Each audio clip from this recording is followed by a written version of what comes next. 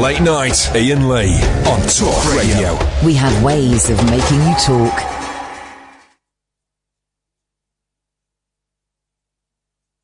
Thank you very much indeed. I'm waiting for this to download. I've had a song in my head. This sound means turn the mics on because I have words to impart to the nation. For some reason, I have no idea why, but this song, which I am downloading now, has been in my head all bloody evening. So now I'm going to put it in your head. There we go.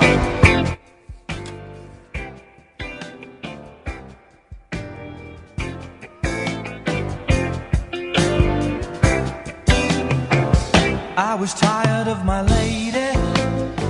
We'd been together too long. Like a worn-out recording of a favorite song. So while she lay there sleeping, I read the paper in bed. And in the personal columns, there was this letter I read. If you like Piña Coladas and getting caught in the rain, if you're not into yoga, if you have half a brain, if you like making love at midnight in the dunes on the Cape, then I'm the love that you've looked for. Write to me and escape.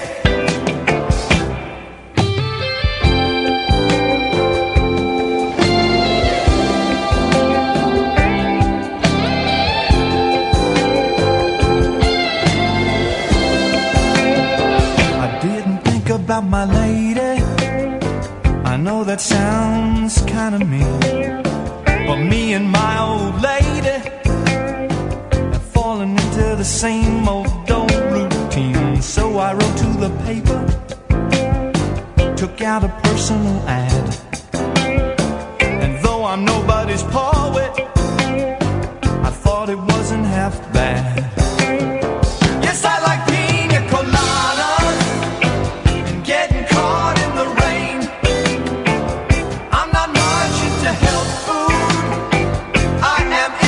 champagne. I've got to meet you by tomorrow noon and cut through all this red tape at a bar called O'Malley's, where we'll plan our escape.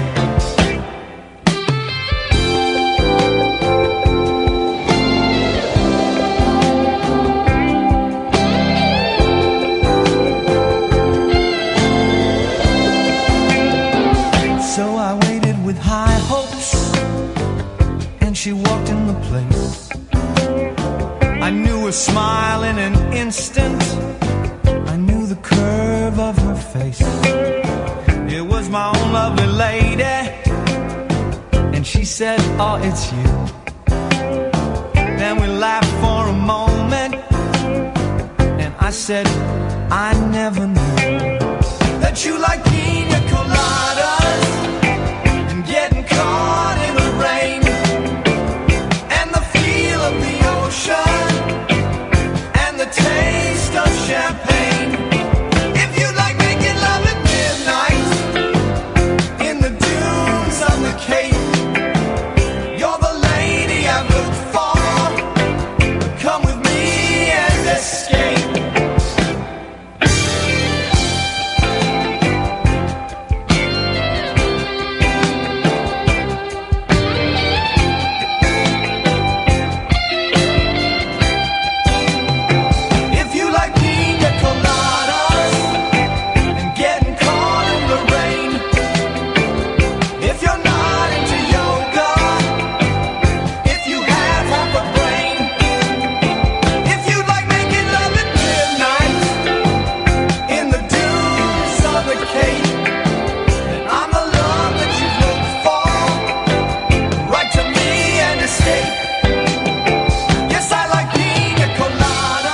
So here's the thing. That song, right?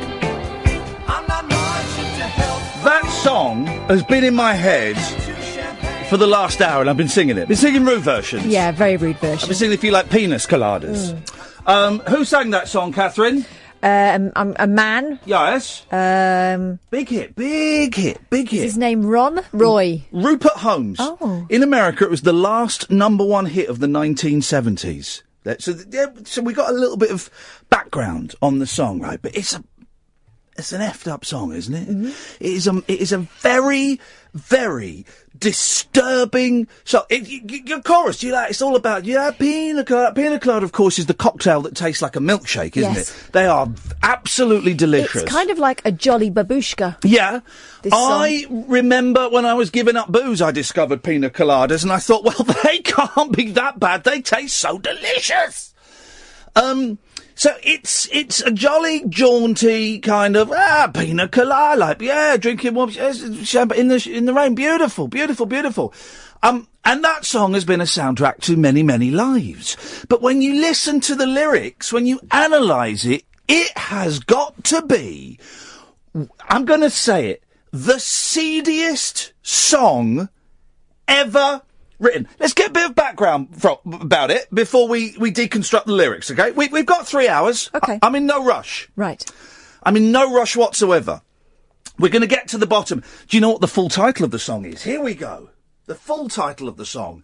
Here's a clue. The Piña Colada Song bit is in brackets.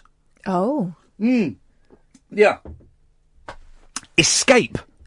Brackets. The Piña Colada Song. So straight away from the title, knowing that the word escape is there is an element of menace about it. There is a hint of darkness. Escape.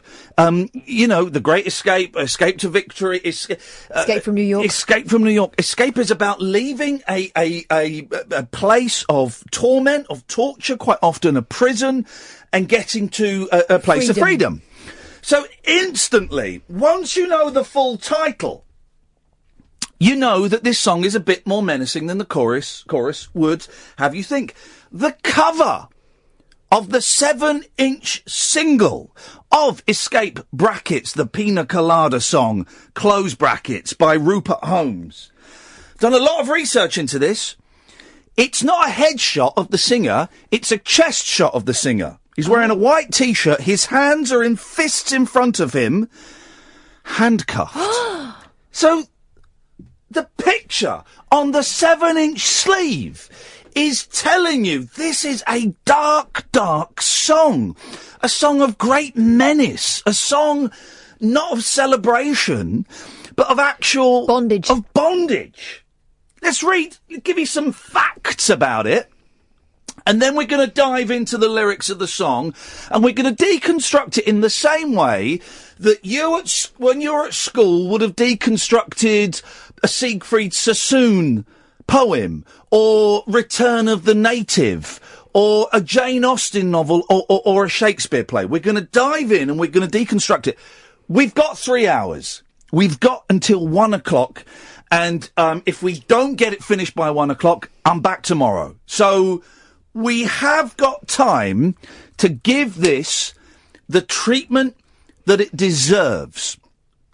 A few facts. Escape, brackets, the Piña Colada Song, is a song written and recorded by British-born American singer Rupert Holmes. Find out if Rupert Holmes is still alive. Let's get that bastard on this show. Okay. For his album, Partners in Crime. Partners in Crime. There will be a test.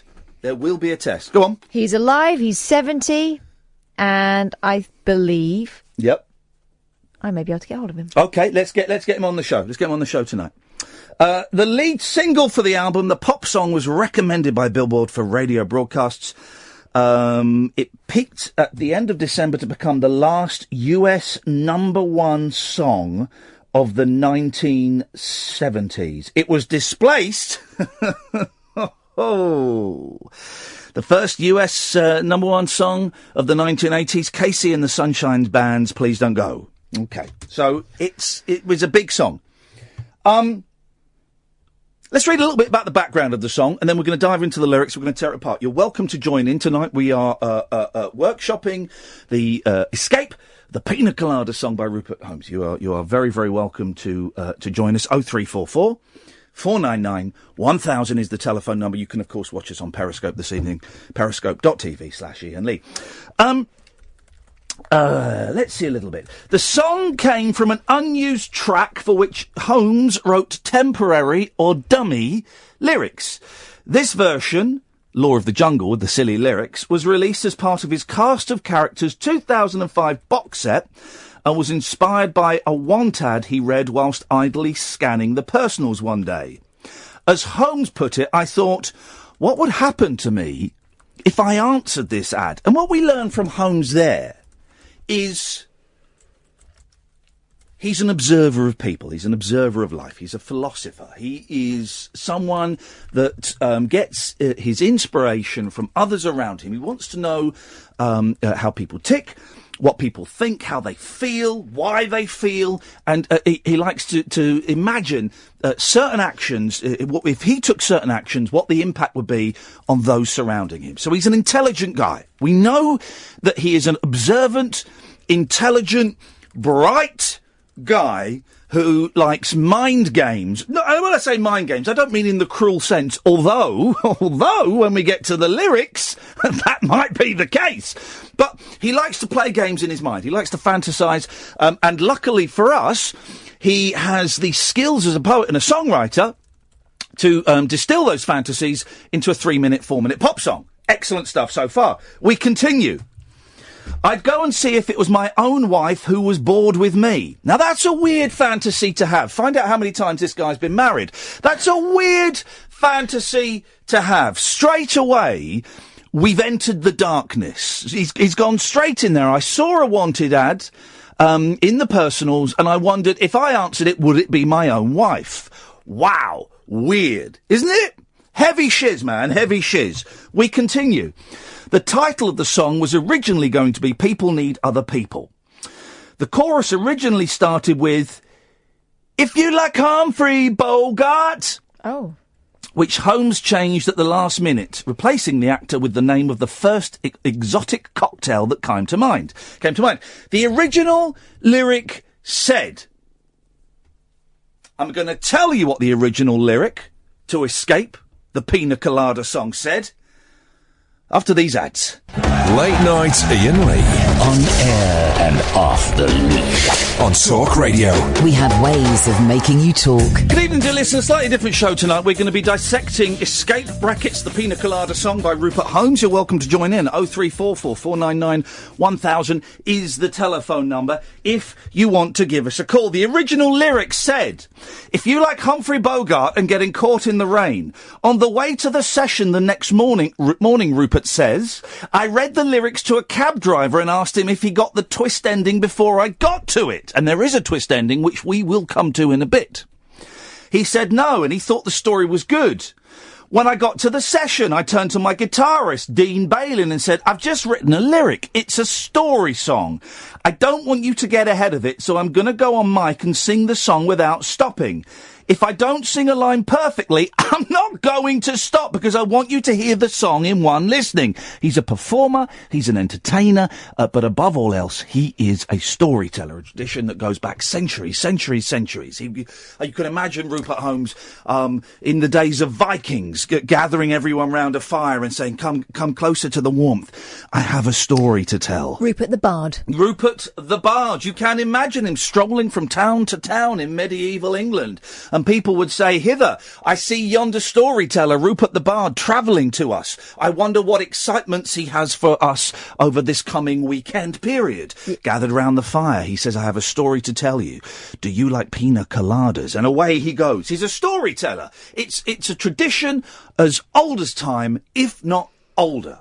Because what is history if it's not stories being told and being passed down? The Piña Colada Song, brackets, Escape, brackets, the Piña Colada Song, is a story as old as time itself. And he is simply displaying himself to be a teller of stories. Now, having done some research, we know That's true. That's spot on. Catherine, what do we know about Rupert Holmes, please? What we know about Rupert Holmes is thus. Yes. Okay. He was born in England, in Cheshire. Yep. Beautiful. But ended up in New York City. Of course he did. So he's a traveller. He wants more from the world. He wants to experience. He wants to live. He wants to go and see things that others only read about in books and see in movies. Well, I like this guy. His father was a U.S. Army warrant officer and band leader. There we go. So the music, you could argue, the music is literally in his DNA. His mother was English, Gwendolyn Mary. Oh, what both were musical. He was both British and American. Yep. A person of the world, a citizen of the world. Yeah, exactly, completely. And let's be honest, guys. Let's not beat around the bush here. Two of the when it comes to contributions to music, popular as well as all other forms of music, America and Britain lead the way. They lead the way. Age 6, Rupert and his family go back to America. Yep. He's living in New York. He's going to the Manhattan School of Music later, majoring in clarinet. Wowzers. His brother Richard is the principal lyric baritone of the New York Gilbert and Sullivan Players. He sings roles with regional opera companies such as the Glimmerglass Opera, Lake George and Virginia Opera, and also appeared at the Metropolitan Opera. So music, music, music. In 1969, Holmes married his childhood friend Elizabeth Lisa Wood Dreyfus, an attorney. Wowzers. In 1986, Holmes's daughter Wendy died suddenly at the age of 10 of an undiagnosed brain tumour. He has 2 sons, Nick and Timothy, the latter of whom has autism. Okay, let's find out more. He's also, you're telling me he's written stories for television and movies. He's been This guy is a big player in the world of entertainment and of storytelling. We'll come back to Escape Brackets, the Piña Colada Song in a bit, but just tell us some of those story manifestations. Okay, please. so he's been a playwright. Professional debut as a playwright with the musical The Mystery of Edwin Drood, later known as Drood. Drood! Exclamation mark! Encouraged to write a musical by Joseph Papp and his wife after they attended one of Holmes's cabarets in 1983. The result, loosely based on the Charles Dickens unfinished novel and inspired by Holmes' memories of the English panto shows he attended as a child, was a hit in New York Central Park and on Broadway. So you've got that. You've got Swango, the theatrical dance experience. Swango! Guys, Swango! We'll go back, we'll dive into his biography again in a bit. Here's an interesting thing that you can say whenever the Piña Colada Song comes on. You can say, here's a bit of trivia. Did you know the guy that wrote and performed this, Rupert Holmes, doesn't really like pina coladas? There you go. Is that true? That's an actual fact. He doesn't care for pina coladas. He once appeared on the Uncle Floyd show saying he didn't like it. Here's an interesting bit of trivia as well. Uncle Floyd is a nobody who hates me for no reason whatsoever. I don't know why, but the people that are around Uncle Floyd are complete and utter arseholes. That's a tangent. So, he doesn't like pina coladas. But yet he's written a song about it. And he himself admits that the song, he looks on it with fondness, because I bet it bought him a lot of houses and a lot of cars, but he admits it detracted from some of his more serious works. 0344 499 1000. Alan's called in to join the Escape Brackets, the Piña Colada Song, close brackets, discussion forum this evening. Alan? Well, I've got a bit of information about where it charted in the UK. Oh, this is exactly what we need, sir. Continue. It got to number 23 in the UK chart. Is that all? It was number 1 in America and Canada. What a surprise. What a surprise, because it's such a well-known song. And this is the thing I've learnt as I've got older. Quite often, songs that we love and are very familiar with weren't actually that big a chart hit. Because that's a pretty... Here's a little bit of trivia about the Monkees. The Daydream Believer. Everyone knows Daydream Believer. The song... David Jones on vocals. David Jones on vocals. The song Randy Scouse Git was a single over here, was a bigger hit than Daydream. It got number 2, and I think Daydream Believer got to number 4 or number 5. So quite often we don't remember the bigger hits. Catherine? I wonder whether that's got to do with the fact that we were not a big cocktail nation in 1979. What we could do, this is going to be tricky.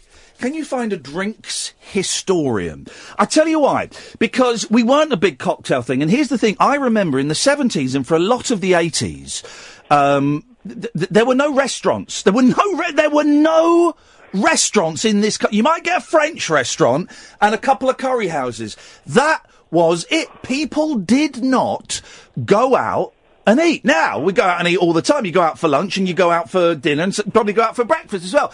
But no one went out to eat very often. I'm not going to say never, but very often they didn't go out and eat. They would sit at home and cook their own meals.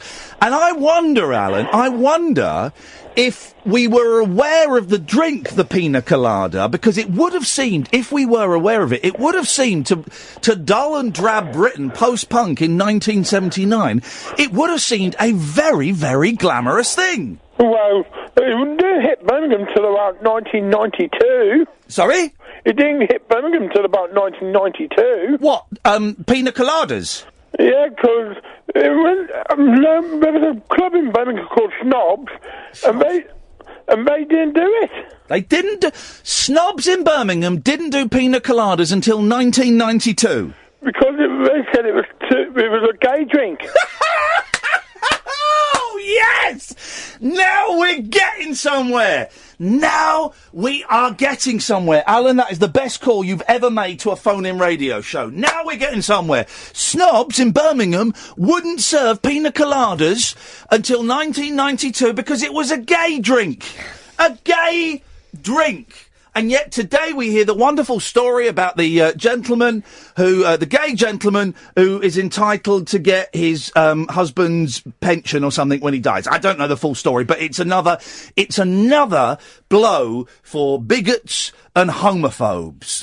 It is more equality for my gay brothers and my lesbian sisters and my transgender brothers and sisters and all those things. And it's great, great news. So there's one in the eye. In 1992, you could buy your first Piña Colada in Birmingham. In 1991, they were not served because it was a gay drink. 0344 499 1000 is the telephone number. Catherine? Yes. You got something to say? No, I've just sent an email to Drink Historian. Oh, yes! Let's see what happens. We are cooking on gas. We're going to delve into the lyrics of the song in a minute. But before that, I thought it would be interesting if we listened to some other versions of the song. And here's a lovely, lovely ukulele version of Escape, brackets, the Piña Colada Song. Sit back, relax, and enjoy this.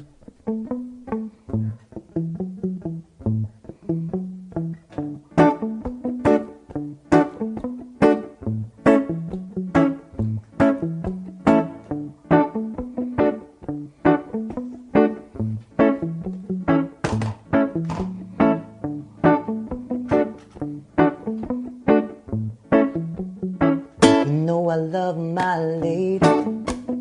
We've been together too long, like a worn out recording of my favorite song. So while she lay there sleeping, I read the paper in bed, and in the personal columns there was a letter I read.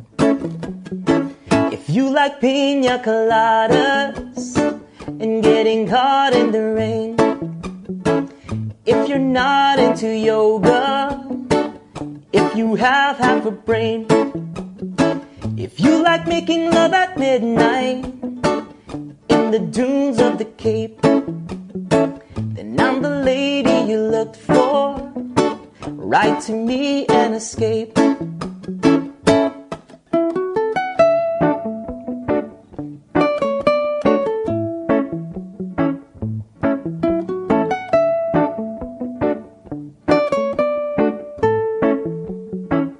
Didn't think about my lady.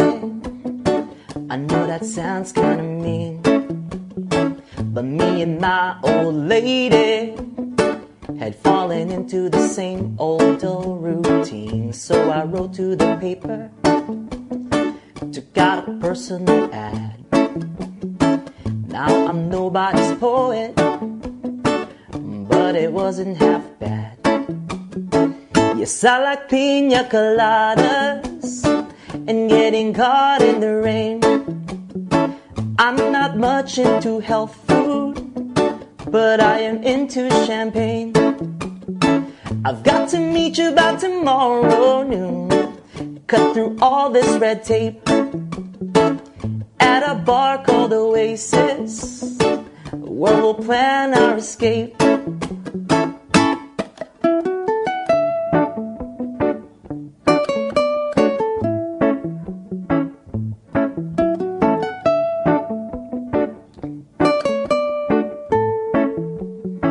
So I waited with high hopes as she walked in the place.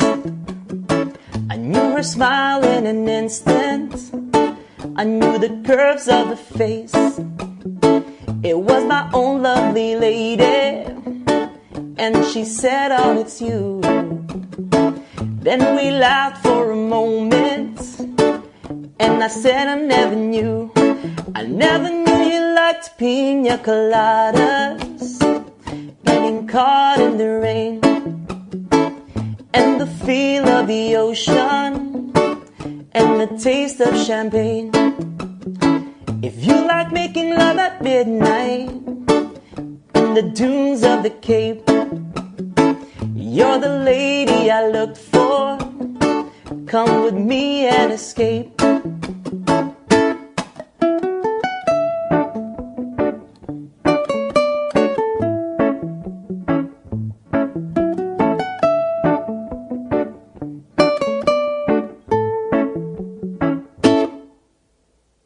Late night, Iain Lee on Talk Radio. We have ways of making you talk. 0344 499 1000 if you want to join in the discussion. The big story tonight is Escape, brackets, the Piña Colada Song by Rupert Holmes. We are dissecting it. We now dive into the lyrics. First line, boom, straight in there. Here's a question for you, right? Is there a better opening line to any song ever? Is there a better opening line than this? This sets up the whole story. I was tired of my lady. We'd been together too long. That says everything, doesn't it? It says, I mean, it dates it wonderfully with the term my lady. It's beautiful, late 70s kind of American ownership thing. I love it. Also, I love the juxtaposition of what sounds like a respectful term with what he's about to do to her. I was tired of my lady. Just have a think about the relationship you're in now, right? With a man or a woman. Or both. Or both. And just think, you're tired of them? I bet more of you are tired of them than you'd care to admit. And what Rupert Holmes does is he speaks the unspeakable. We've all been, whether it's the relationship you're in now or the last one you were in, we've all been in relationships where we've been, in bed with our partner, or we've been, sat opposite them in a restaurant or a table in a pub, and we just thought, I am so tired of you. Oh my God, that's cold. No, but it's true. We've all thought it. I'm so tired of you, my lady. Or I'm so tired of you, my man. We've all thought it. Very, very few of us have the balls to put our hands up and say, I am tired of you, my lady. When have you ever heard anyone ever say that? You don't. Even your mates don't go, oh man, I'm so tired of her. Oh man. I was tired of my lady. We'd been together too long. That happens. Here's the thing, right? Divorce is, it's like over 50% of marriages end in divorce now. I remember when it was a third and people were saying, well, that's too much. And here are the two, I'm going to give you the two reasons for divorce, right? One, we're living a lot longer than we ever have done. So people are spending, suddenly, we got married back in the day. You might have 25 years together before one of you carked it. Now you can have like 40, 50 years. And you don't have to get up to the 40, 50 year mark to be tired of someone. You can get to the 10, 15 year mark and go, bloody hell, I don't think I can do another 30 with him. I couldn't do another 25 with her.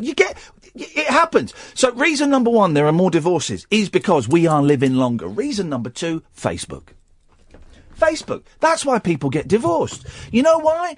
Come on, Catherine. And I know you've done this. Mm-hmm. We all go on Facebook at some point, 2:00 in the morning, we finish work, or we're just flicking through videos on YouTube, and you think, I wonder what the third girl I ever went out with is doing now. You type their name into Facebook, and you see that she's still a bit fruity and a bit sexy. And some people might send a message. And I wonder, remember when I was engaged to that French girl? I wasn't. Then I wonder where they are now. You can find all of your exes and all of the people that you fancy but never asked out, or the cute girl that was in year 2 at school who was in the same French class as you but nothing else. You can find all of these people now. They're just a click away. It's, to paraphrase the Rolling Stones, it's just a click away. It's just a click away. And by that, they mean that the temptation is there. And people at 2 o'clock in the morning are bored, they are lonely, they are horny, they are contemplating all kinds of things. And you might fire off, a seemingly innocent message, but actually it's quite loaded. It's the very fact you've sent that message just popped into my head and wondered how you're doing. It's loaded. At the top of this train of thought, you said I'd done this. I've done this, but not because I was feeling lonely or horny. I just wanted to check whether or not they were bald. No. Well, it starts off as that. You used to go out with hairy men. So no, I used to go out with swarthy young men. No, you used to go out with French men and Spaniards, and they were hairy. Well, they weren't hairy then. The French guy was about 15. Well, exactly. He was about 15 and cute, and now he's like 40 and really hairy. Yeah, exactly. We do, but you're right. Most people, let's have a look. Yeah, you just want to see what they look like now. But some people, Another reason why. Yeah, go on. Because I didn't have photos of them. It's not like it is now where everyone's got a photo of every single minute of the day. Yeah. Sometimes you can't actually remember what they look like. Yeah. Oh, yeah, exactly. And so you go and have a look. And some people, they just have a look, and that's fine. But I think for a significant number of people, and I think it will become more and more common,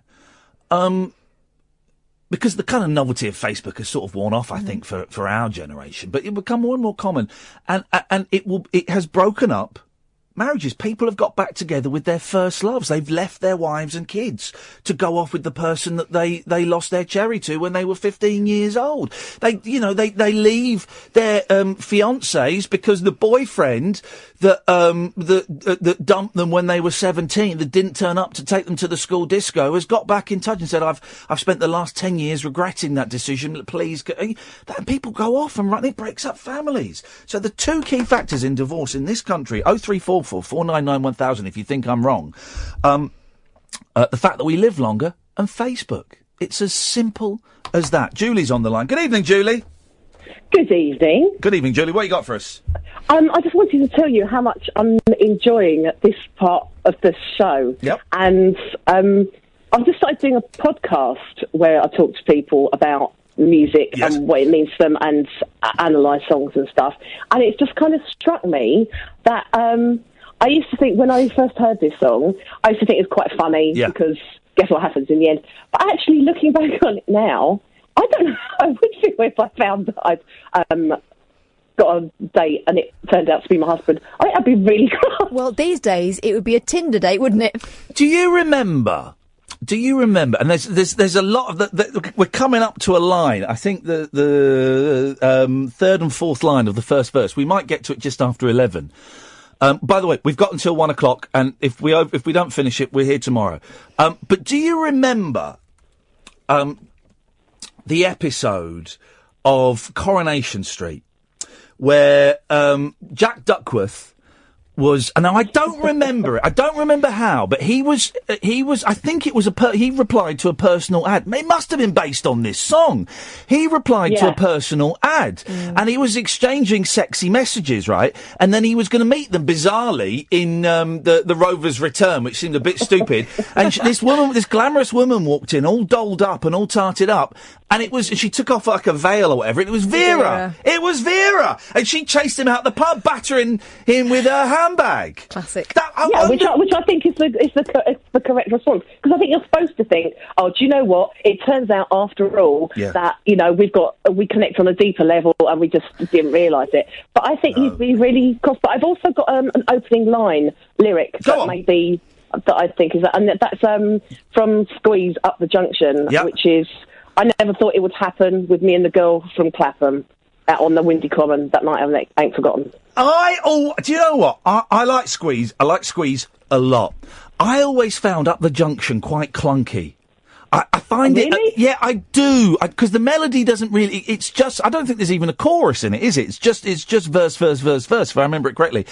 And I know it's one of their early works, but I just find the rhymes in that song a little bit too. They're trying a little bit too hard. Can I ask you another question then? Of course you can. Which is, and obviously I'm plugging a little bit my amateur podcast off my Twitter bio, but what does this song remind you of? Like, do you remember hearing this song when it first came out? Have you got any recollections around this song? Do I remember? What does it? Ask me that again.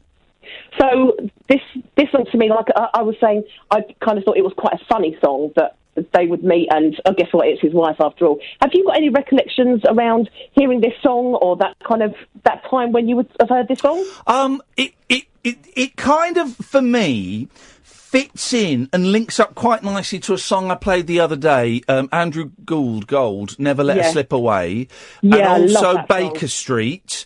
And another song, and they all just kind of seem to be on the radio. Yeah, I don't even know the years. I don't even know if the years correlate. It's how the brain can compress time sometimes.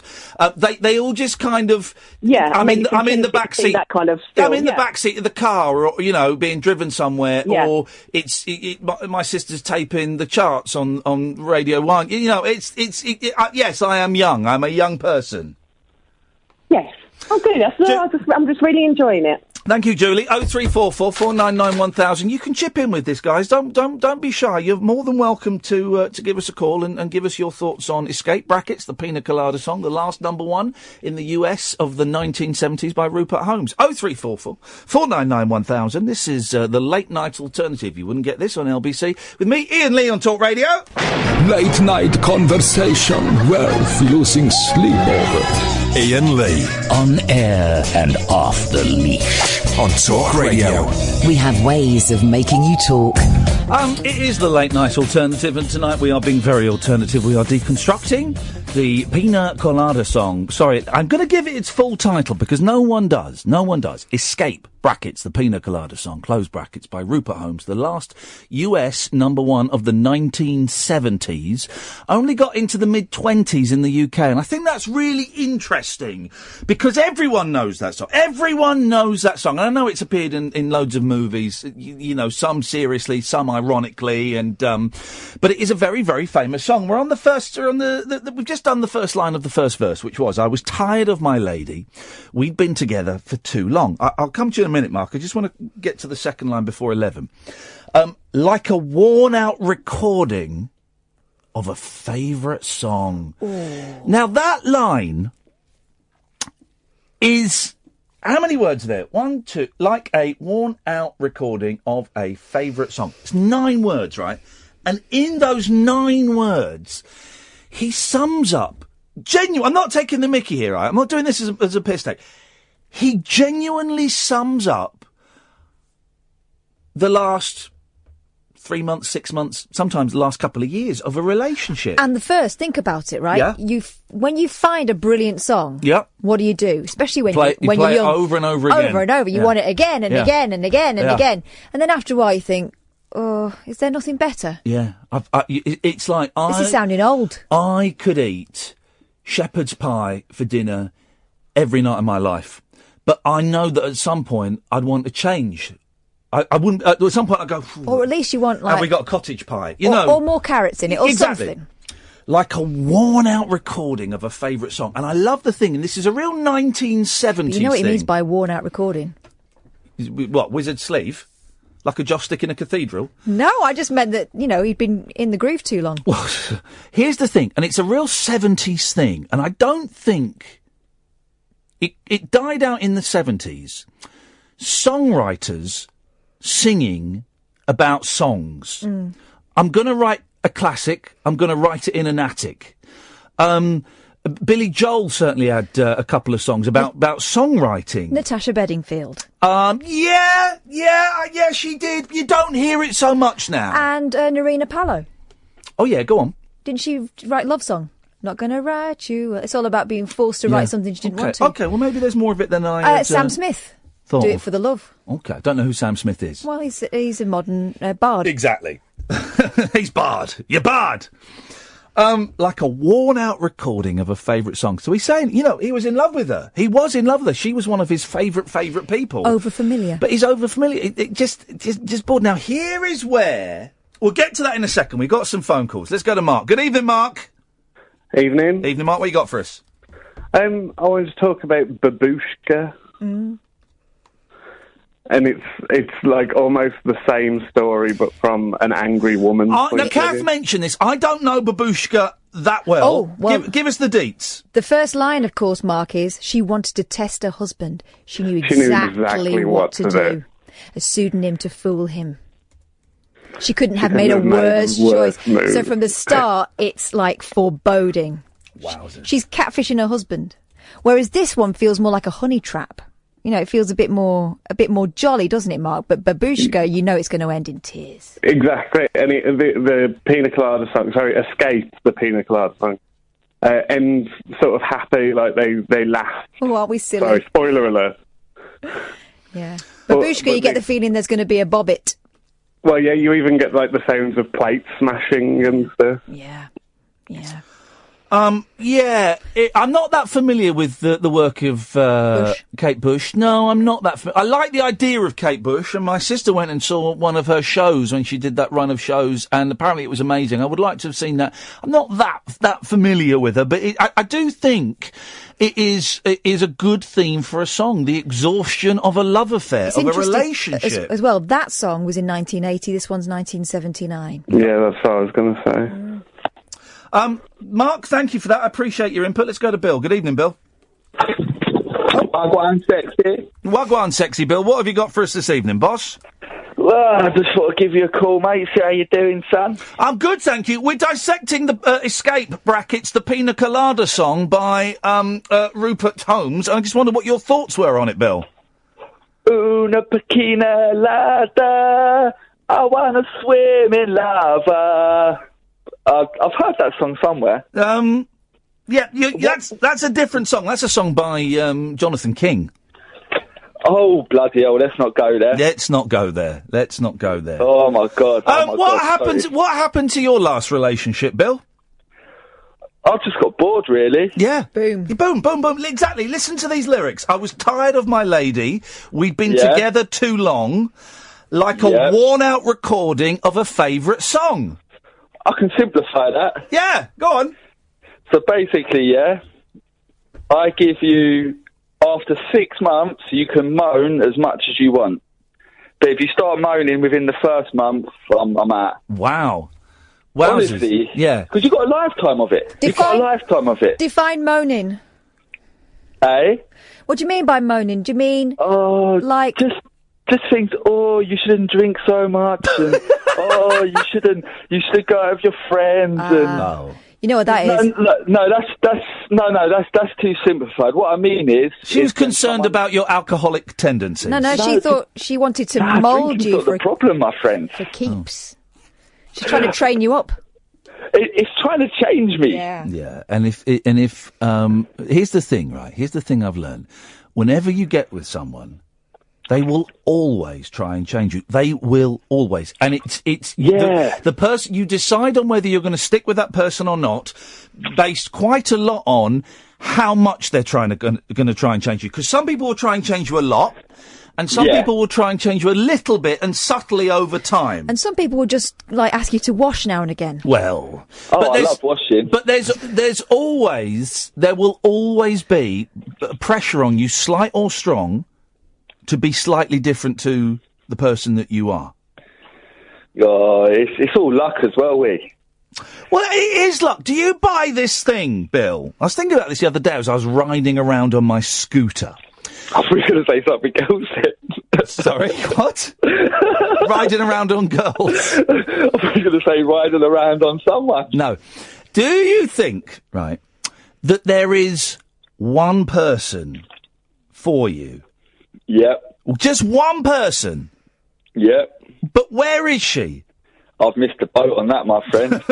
Well, here's the thing. If there is one person for you, right, generally, we get together with people, with either people that we work with or people who live near us, right?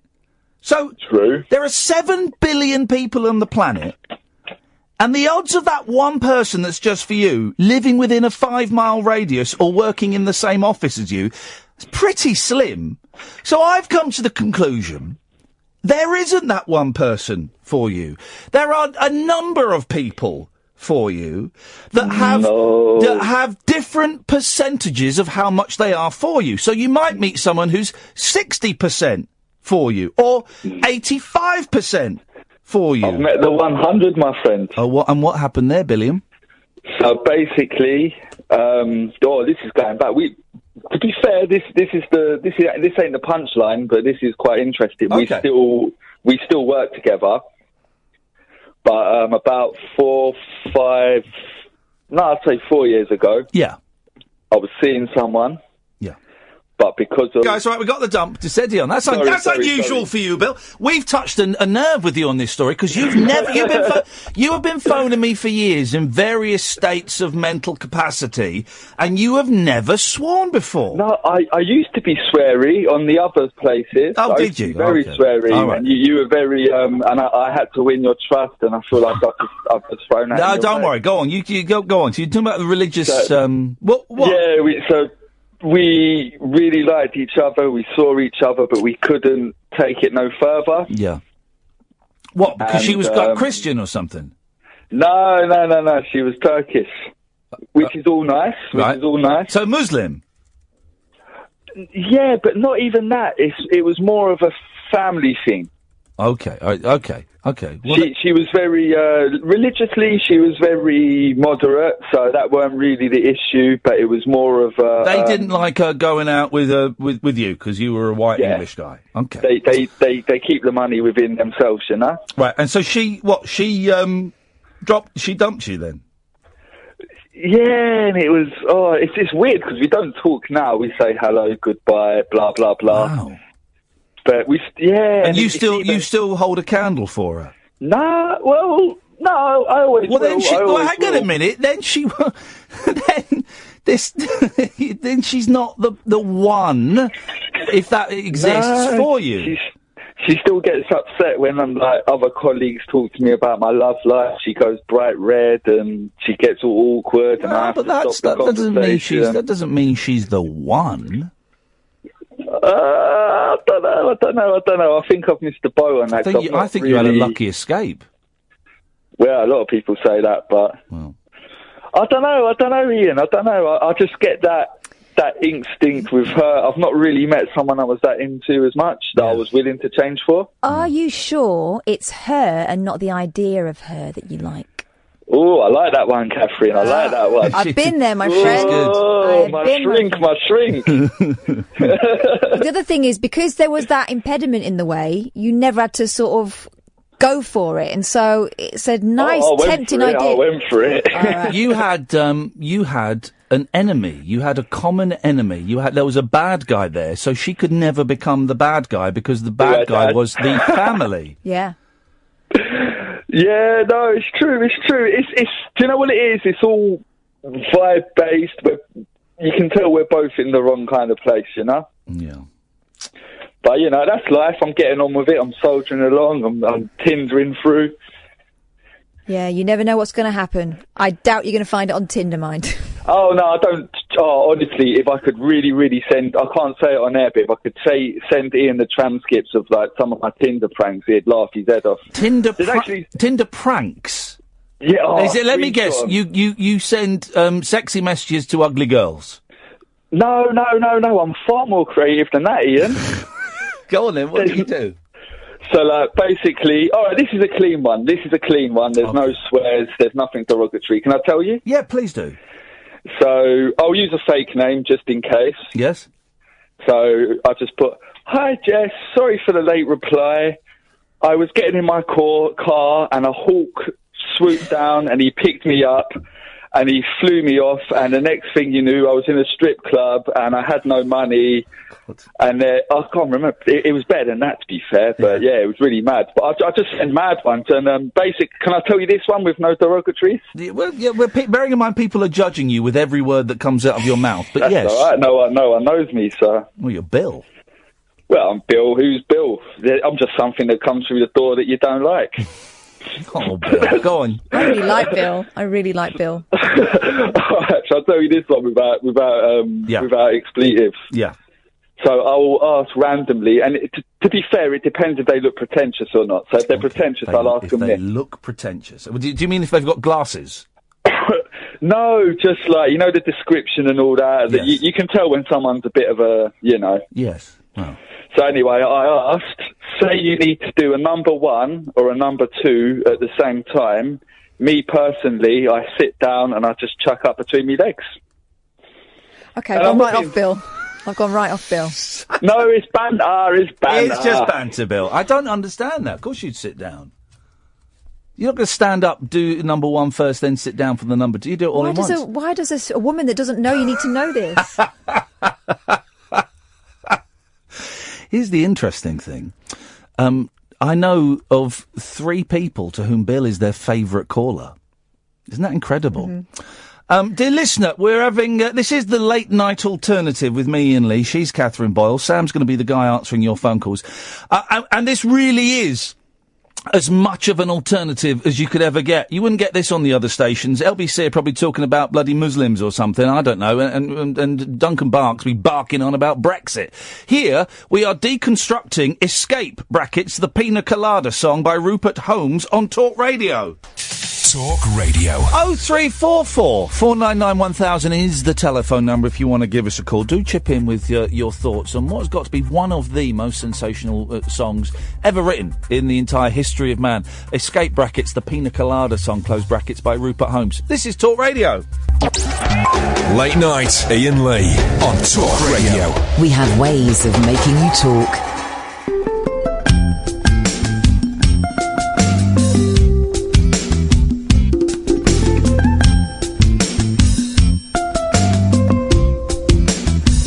I was tired of my lady.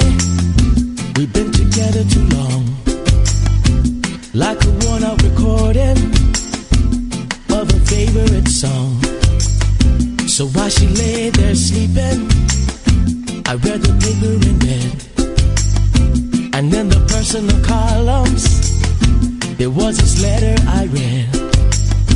If you like piña coladas and getting caught in the rain, if you're not into yoga, if you have half a brain, if you like making love at midnight in the dunes of the Cape, I'm the lady you look for, so write to me and escape.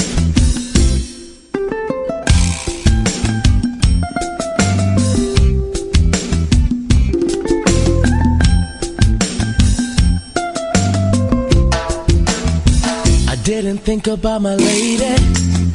I know that sounds kinda mean, but me and my old lady have fallen into that same old dull routine.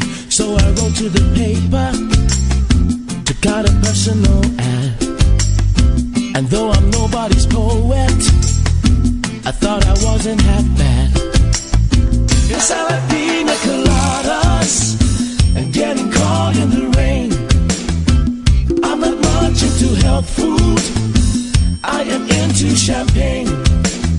I've got to meet you by tomorrow noon, cut through all this red tape, at a bar called O'Malley's, where we'll plan our escape.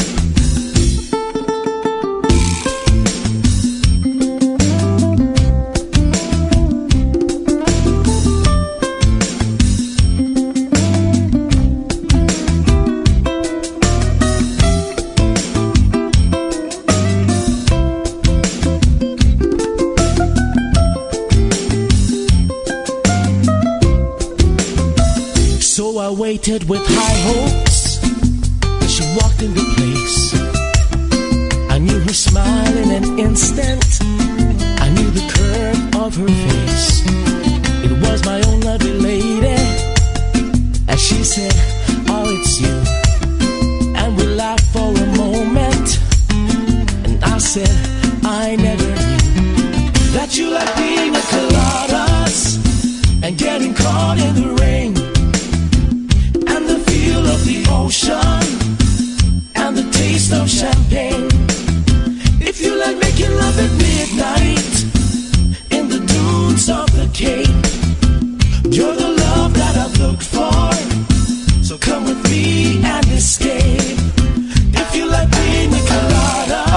are deconstructing Escape Brackets, the Piña Colada Song, by Rupert Holmes. That's a version by Side Salad. Lots of you have been asking, what is a Piña Colada? Catherine, I believe you can tell people how to make a Piña Colada at home. Please drink responsibly. Of course I can. Go. Wash your hands. Yes. 35 millilitres, that's 1 1/4 fluid ounces of gold rum. Oy. 1 tablespoon of coconut flavoured rum. 50 millilitres, that's 2 fluid ounces of coconut cream. Yes. 50 millilitres, 2 fluid ounces of pineapple juice. 3 or 4 pineapple chunks. To serve, 2 pineapple leaves and 1 maraschino cherry. Oy. You pour the 2 rums, the coconut cream, the pineapple juice and the chunks of pineapple into a blender and blend until smooth. To serve, pour into a cocktail glass and garnish with pineapple leaves and a maraschino cherry. I hate... Those are like fake cherries, aren't they? Yeah, they're kind of... kind of almost candied, aren't they? I hate those cherries. Oh, actually, but they're not what they're called, glacé cherries. Oh, that's what I'm thinking. That's what I'm thinking of. The Maraschino's a bit more juicy. Okay. I mean, I'm not a fan of any form of cherry. We were talking about the fruits at home today, the fruits that we like, and cherries came up as being one that nobody actually likes. Do you remember that time I made a cherry trifle? No. Yeah, I brought it into work. Cherry chocolate trifle. It was gorgeous, but I'd bought cherries that still had the stones in. Oh, as we discovered when we bit into it. That was terrible. 0344 499 1000. This really is the late night alternative tonight. We're deconstructing the Piña Colada Song. We are on line 3 of verse 1. We're in till 1 o'clock. If we don't finish it tonight, we'll do it tomorrow. This is nice, isn't it? For the kids. Little music box version of it I found. I've got a Piña Colada music box. So... First verse. I was tired of my lady. We've been together too long, like a worn-out recording of a favourite song. And it's not those aren't mean. It's not a mean rhyming couplet there. It's kind of it's just weary. It's very weary. Third line. And these next 2 lines are really interesting because this happens now, but take out the newspaper and replace it with your mobile phone and all of the apps, Grindr and Tinder and all of the apps that are available, right? So while she lay there sleeping, I read the paper in bed. And there's a loaded image. You can see it, can't you? You can see them in their bed. And she's, as you look at the bed, she's on the right-hand side, probably got her back to him. She's asleep.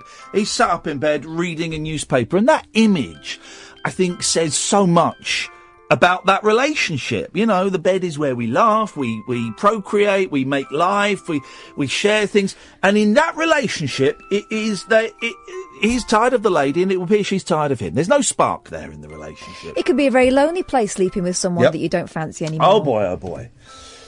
So he's reading... 0344 499 1000, by the way. Just excuse me a second. I've got your historian. Oh, beautiful. This is fantastic. So, lying in bed, reading the newspapers, just seeing what sparks his interest. We already know that this guy likes to observe people. He's a viewer of life, a voyeur. So while she lay there sleeping, I read the paper in bed. And in the personal columns, there was this letter I read. Wow. And straight away, it's taken 4 lines. And already, and this is the genius, and my tongue is not in my cheek with this. This is the genius of this dude, right? Rupert Holmes. Within 4 lines, we know that he's bored of his relationship. He's tired. He's apathetic. We probably call him depressed these days.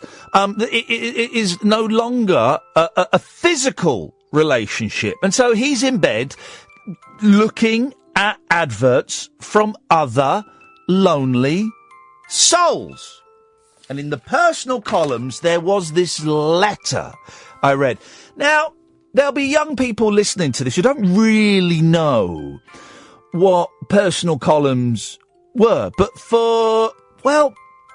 there's a Monkees song that refers to it from 1968, P.O. Box 9847. So they were certainly around in the 60s and the 70s and the 80s. I would wager, I mean, certainly the 50s. Before that, I don't know. But it was a way for lonely people. They were often called Lonely Hearts columns.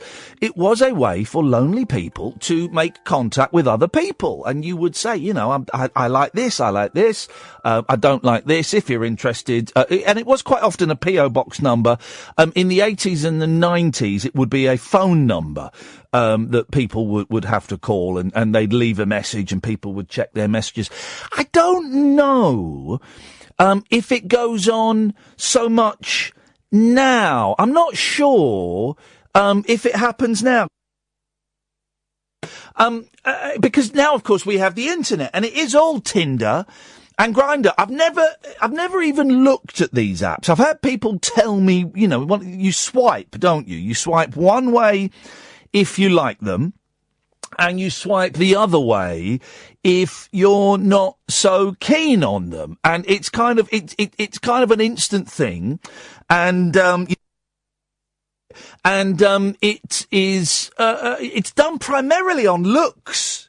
I don't think you even really go on interests or likes anymore. I don't think that is necessarily a key thing.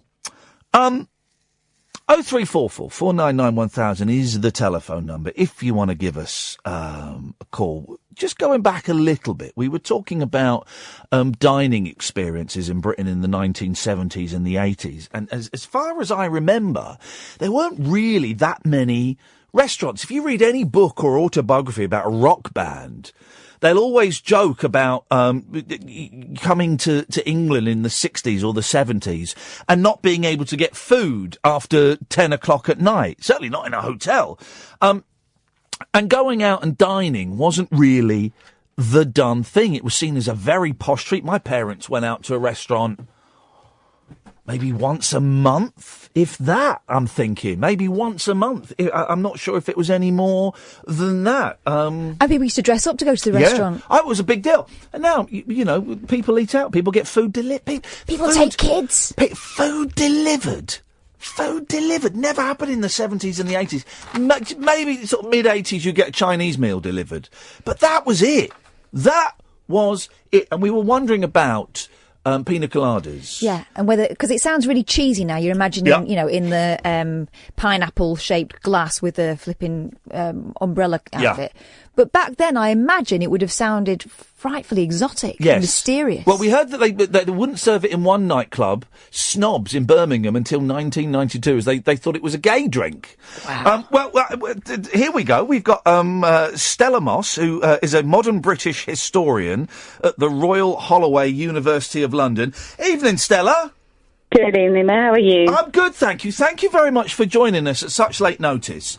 It's a pleasure. It says on my screen that you have been or you are researching drink and gender in modern Britain. Why are you researching that? What's your interest in that? So, I'm a modern British social historian, and I got interested in drink because it's such a really important part of everyday life for so many people. Yeah. Looking back across history of the 20th century Britain and also today, and the kind of things that you're talking about, like the changes in dining and eating, going out, but also drinking as well. They're changes that have affected all of us growing up, our parents' generation, our grandparents' generation. So it's part of our lives, it's part of the fabric of our lives, and that's why I'm interested in it. It sounds brilliant. I love stuff like this. So thank you so much for coming on. I don't know how old you are. You sound significantly younger than me, but I do remember I was saying about the 70s and the 80s. People didn't go out for meals. No. There might be a French restaurant in the next town and maybe a curry house. But I guess, kind of takeaway food in the 70s and early 80s was fish and chips, and that was it. Absolutely, yeah, definitely. Really minimal. It's changed so much in the last 40 years, the whole experience of dining, eating out and so on.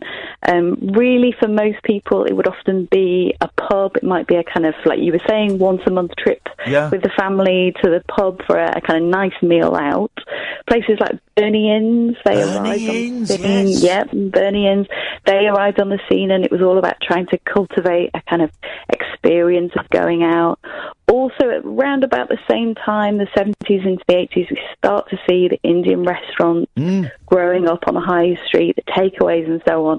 And the whole idea of eating out starts to become not just about the kind of British foods that had been known, but also the whole idea of curry, but also Italian pizza, pasta. And as we go through into the 80s and then into the 90s, the whole type of cuisine that was on the menu for lots of people really started to change. I interviewed, years and years ago, there's a comedian called Simon Day who's in the Fast Show, but he worked at, I think, the first McDonald's in the UK. Right, yeah. You know, for a lot of my childhood, McDonald's was seen as a very glamorous, American, glitzy, exciting thing. Now we kind of, I know they keep trying to rebrand, but now we kind of look down at McDonald's, but then it was America on our high street, wasn't it? Definitely. They were a really big deal, the first McDonald's, the first Wimpy's, a huge deal, the idea of going out, eating out, something that was suitable for kids as well as for mum and dad, you know, things that we might think were quite incidental now, like having no cutlery, actually at the time were a really big deal. So they really started to change experiences of eating out, definitely. We're discussing the Piña Colada Song this evening. Please don't ask why, Stella, because I really couldn't give you a sensible explanation. But I think to understand it a bit, we need to go back. The pub culture in when did pubs become such a big deal? So really, the pub, as we might think of it today, is really a kind of a Victorian phenomenon, basically. In the 19th century, we get the whole idea of the British pub, somewhere where couples would go, men on night out, women on night out, etc., etc. Yeah. That's where it really comes from. Basically, the end of the 19th century. And it continues, changes through the 20th century, obviously, but really it's very much a kind of... it's got its links back into the 19th century. And it's where were we? Newcastle. We were in Newcastle the other day, and one of the things I noticed that I didn't mention to you, I saw quite a few old-fashioned boozers. Yes, do you know what I mean by that? There was quite a few old-fashioned boozers. You mean like with the tiled walls and all that? Yeah, and apart from the smoke, you look through there and you could have been Stella looking through into the 1970s or the 1950s, you know. It looked the same. And very few of those old boozers around now.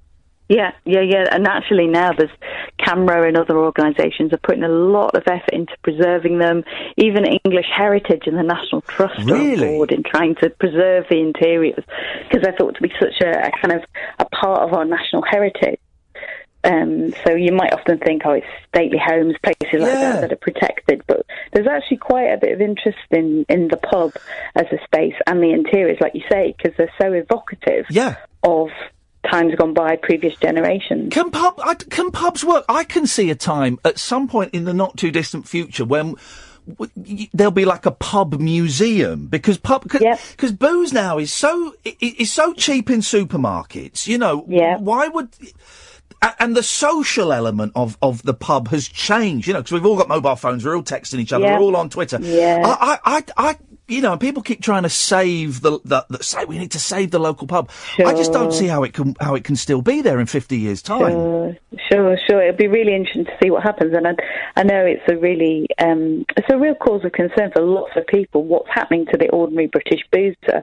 Where's that going? Yes, there's lots of kind of gastropubs and fancy places to eat, and there's been a lot of emphasis on real ale pubs, for instance, in the last few years, trying to get people in. But the whole idea of the sort of ordinary street corner boozer, in many ways, you know, they've obviously been shutting in huge numbers in the last 10, 15 years. And I think you're right. I think there is a kind of sea change, really, in cultural habits.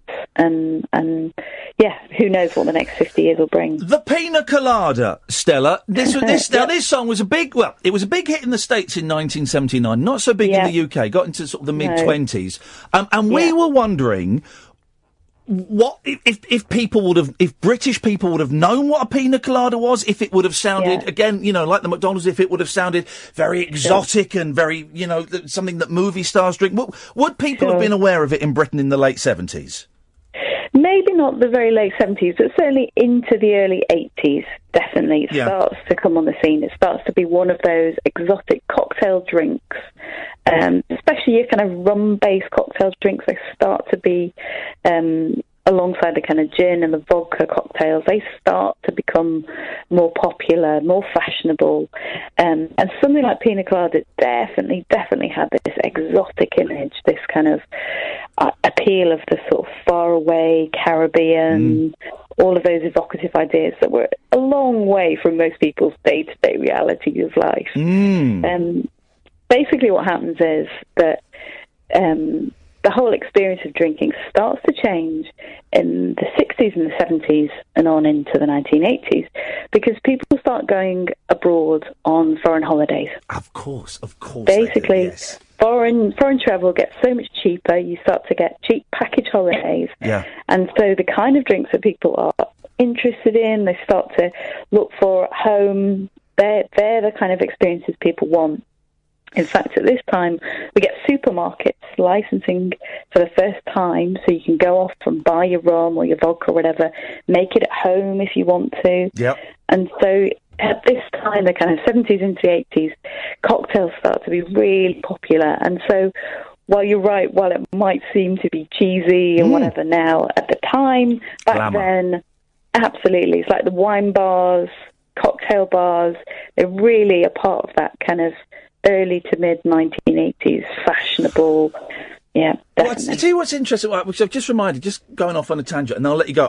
Stella, you have to come on again, because I'm genuinely finding this so fascinating. It's absolutely brilliant. We'll pick your brains again, and I appreciate you coming on at short notice. No, this is great. Problem. I'm reminded of wine. Wine in the 70s and the 80s was very rarely would my parents have wine, and then I kind of remember the late 70s that a bottle of cheap white wine or Blue Nun or something would be introduced over on Sunday lunch. But it was a really rare thing. I remember when my mum first discovered wine boxes. Wow, she was good. But it was a rare thing. But now, and I don't drink. I haven't drunk for years and years. But now I believe that people will have a bottle of wine almost every evening at home in front of the telly. Yeah, it's been amazing what's happened to wine drinking in the last 30 years. You're absolutely right. People never used to drink wine at home. Most ordinary people it wasn't part of their day-to-day experience. And then gradually, partly because of this kind of foreign holiday appeal, you could get wine in the supermarket. Like you say, the wine box starts to come in. And so you get new types of kind of wine appearing on the scene. And it was often, like you say, Blue Nun, Pier d'Or. Do you remember Pier d'Or? Pier d'Or. I remember. The only reason I remember that is because I remember. Isn't it funny the silly bits of information you collect in your head? I remember a Rory Bremner sketch. I never used to watch Rory Bremner, but he did a spoof advert called Le Pier Dog, implying that it was quite a cheap and nasty. Yeah, because the tagline was "The French adore Le Pier d'Or." I'm sure the French would not have touched it. No, exactly. Yeah, definitely. Kind of blended and a bit, not exactly top-notch vineyard stuff. But making wine. That was it. The first time wine was introduced into my house was when my dad brought home this massive bell jar and a kit. He said, "Right, I'm making wine." How hard can it be? How hard can it be? And I only had a little snifter of it, but boy, that was toxic stuff. That would blow your head off. Brilliant, excellent. Stella, listen, I've really enjoyed chatting to you. It's at Stella_Moss if you want to follow her on Twitter. Yep. We will get you on again, Stella. I really appreciate your time. Thank you so much. No problem. Pleasure. Thanks a lot, Thanks a lot. Stella. Bye-bye. What a lovely lady. She is superb, right? Isn't she good? I got in touch with her on Twitter. She said, "Oh, no, I can't do it tonight." And then I told her what it was about. She went, "Oh, I'm writing just about that." And she was tempted. Absolutely brilliant. Well, carry on deconstructing the Piña Colada Song because Jerry's getting queued up. We might need to go and help because we had another call that dropped off there. 0344 499 1000. This is the Late Night Alternative on Talk Radio. Late Night, Iain Lee on Talk Radio. We'll get you talking.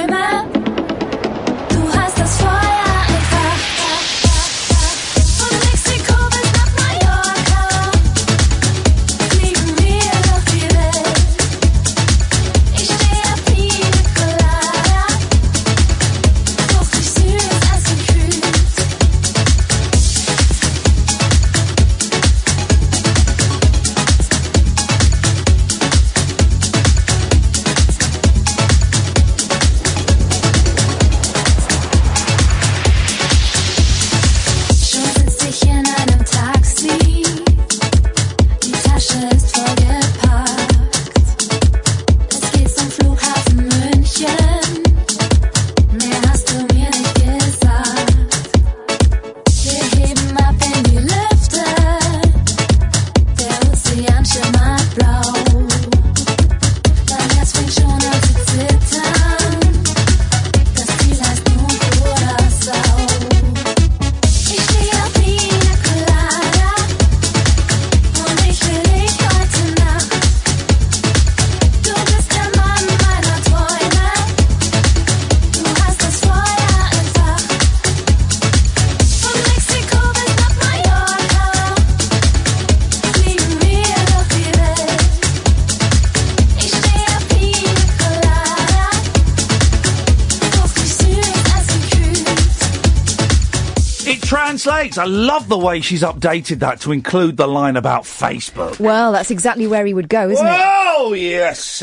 We got some calls on this. Let's go to Cristiano. Good evening, Cristiano. Hello, Ian. How are you? I'm very, very well. I do have to say, we have only just completed the first verse of the deconstruction of the Piña Colada Song, but we are here until 1, and if we don't finish it tonight, we will be finishing it tomorrow. And Catherine, please tell the listeners who's coming on this show next month.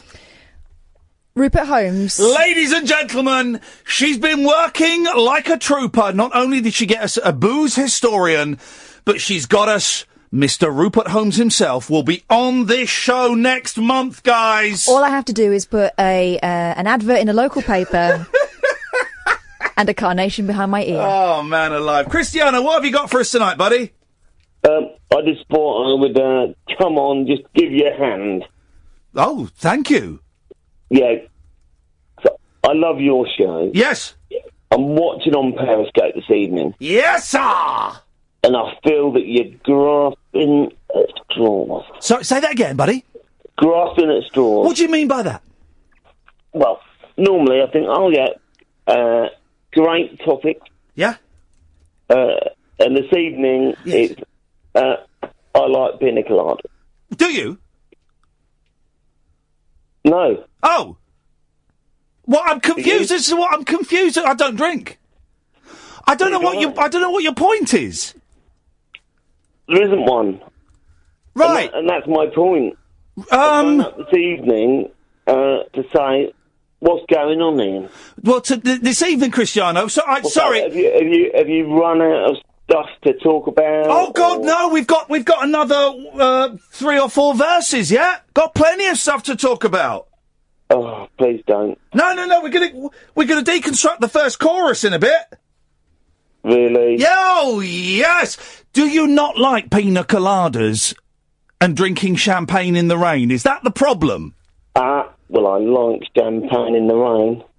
You do what? I love champagne in the rain. Well, then you should... I bet you're into yoga. I bet you're into yoga, and that's why you don't like this song. We're getting to that bit in a minute. Oh, pina coladas, I like, yeah. Oh, I didn't realise we had a virgin on the phone. That explains everything. Oh... Cristiano, anyway, let me ask... The reason I called. Well, the reason you called was to tell me you think the show's shit tonight. I'm here to tell you, sir. I am here to tell you, Cristiano, you are wrong. You are wrong. You phoned up to try and knock the home of free speech, and you are wrong, sir. This is what the public want. The public want deconstruction of Escape Brackets, the Piña Colada Song, and this is what they are getting. No, they're not. Yes, they are. Well, they are. They literally are. Oh, they're so not. Well, they are. No, they are. That's what they're getting, is a deconstruction. They're literally getting a deconstruction of Escape Brackets, the Piña Colada Song. How's your... Cristiano. I wish I got paid for this. Cristiano, how's your... Let me ask you a question. How's your radio show going? Really good. Well, what are you talking about on your show? Well, my show, we're talking about this evening... magnet is what we're talking about. Magnet? Yeah, magnet. Magnet? Yes, magnet. Just one magnet? No. Two. How many? You said magnet. Magnets. Magnets. You're talking about magnets. Yes. Do you know what? It's not. I was trying to knock him there. But magnets is an excellent talkie. Magnets is genuinely a brilliant. How many calls are you getting? One. Oh, because we've had loads. I got two more on the screen. No, you haven't. We have still had. I rang. Yes. Got straight through. Yes. Because you've got no call. No, I've got Cristiano. Cristiano. Because it was a little bit boring. I hung up. Right. And then you rang me back. Hang on a minute. Hang on a minute, again. Cristiano. That's very rude about our guest, who's a booze historian. That's rude. I wasn't talking about the guest. That's the bit you were. That's the bit you were. That's the bit. That's the bit you were listening to when you were on the phone before you hung up. All right, because I saw you on the screen. So don't give me that. We've got two calls lined up, and yet I'm still letting you phone up. There's one. No, there's not. There's two. Hang on a second. Steve? Steve? Steve's gone. Yeah. No, Steve's there. Hello, Steve. No, I'm here. Yeah, Steve's gone. Right, Steve's there. Hang on a minute. You're right, Jerry. I'm number 2. There we go, you see, Cristiano. Oh, I'm a massive fan of Jerry. Hi, Jerry. No, I'm not letting you talk to him. I'm not going to let him talk. I'm not going to let him soil his ears with your bitter spew. I don't know whether your producer does this, Cristiano, but sometimes we put the plum on first. Yeah. I don't understand why. No, you wouldn't because you're a moron. That's why. You're a moron. Oh, how rude. Huh? Hello? Rude. How rude. Rude. Well, yeah, but you've phoned up to say that the show's rubbish. That's rude.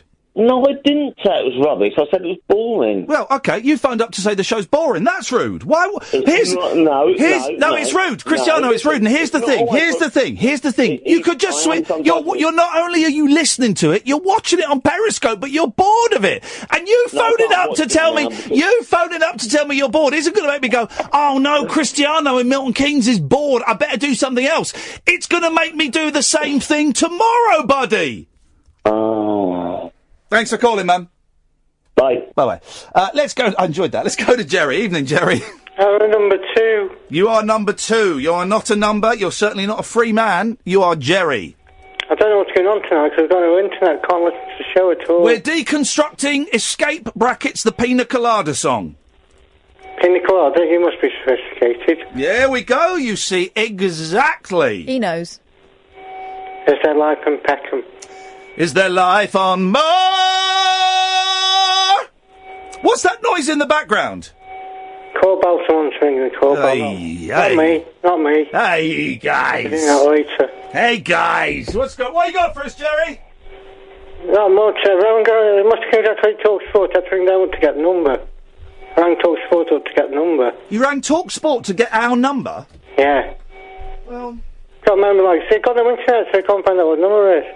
I'm glad you did that. In fact, everybody should phone up talkSPORT. Yeah. What's the talkSPORT number? 08717 223344. Everyone should phone them up and go, just want to let you know I'm not listening to you. We're listening to Talk Radio because your show is rubbish. He said, what club do you support? He said, don't follow football. Oh. So I just want a number for Talk Radio. I had a very brief discussion with a cab. I've been getting a lot of cabs while my car has been fixed. And I had a very brief discussion. You watching the tennis? No. Why not? It's boring. What sport do you like? None. They're boring. Does he want Watchdog or something with Volkswagen Golf a couple of years ago? I was on Watchdog about my Renault Clio about 10 years ago. Someone can get braking down motors.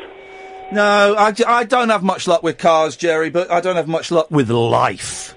Oh, no, you do. You're a good man. Thank you very much. Well, listen, we've got to move on because we're talking about the Piña Colada Song. 0344 499 1000. Steve!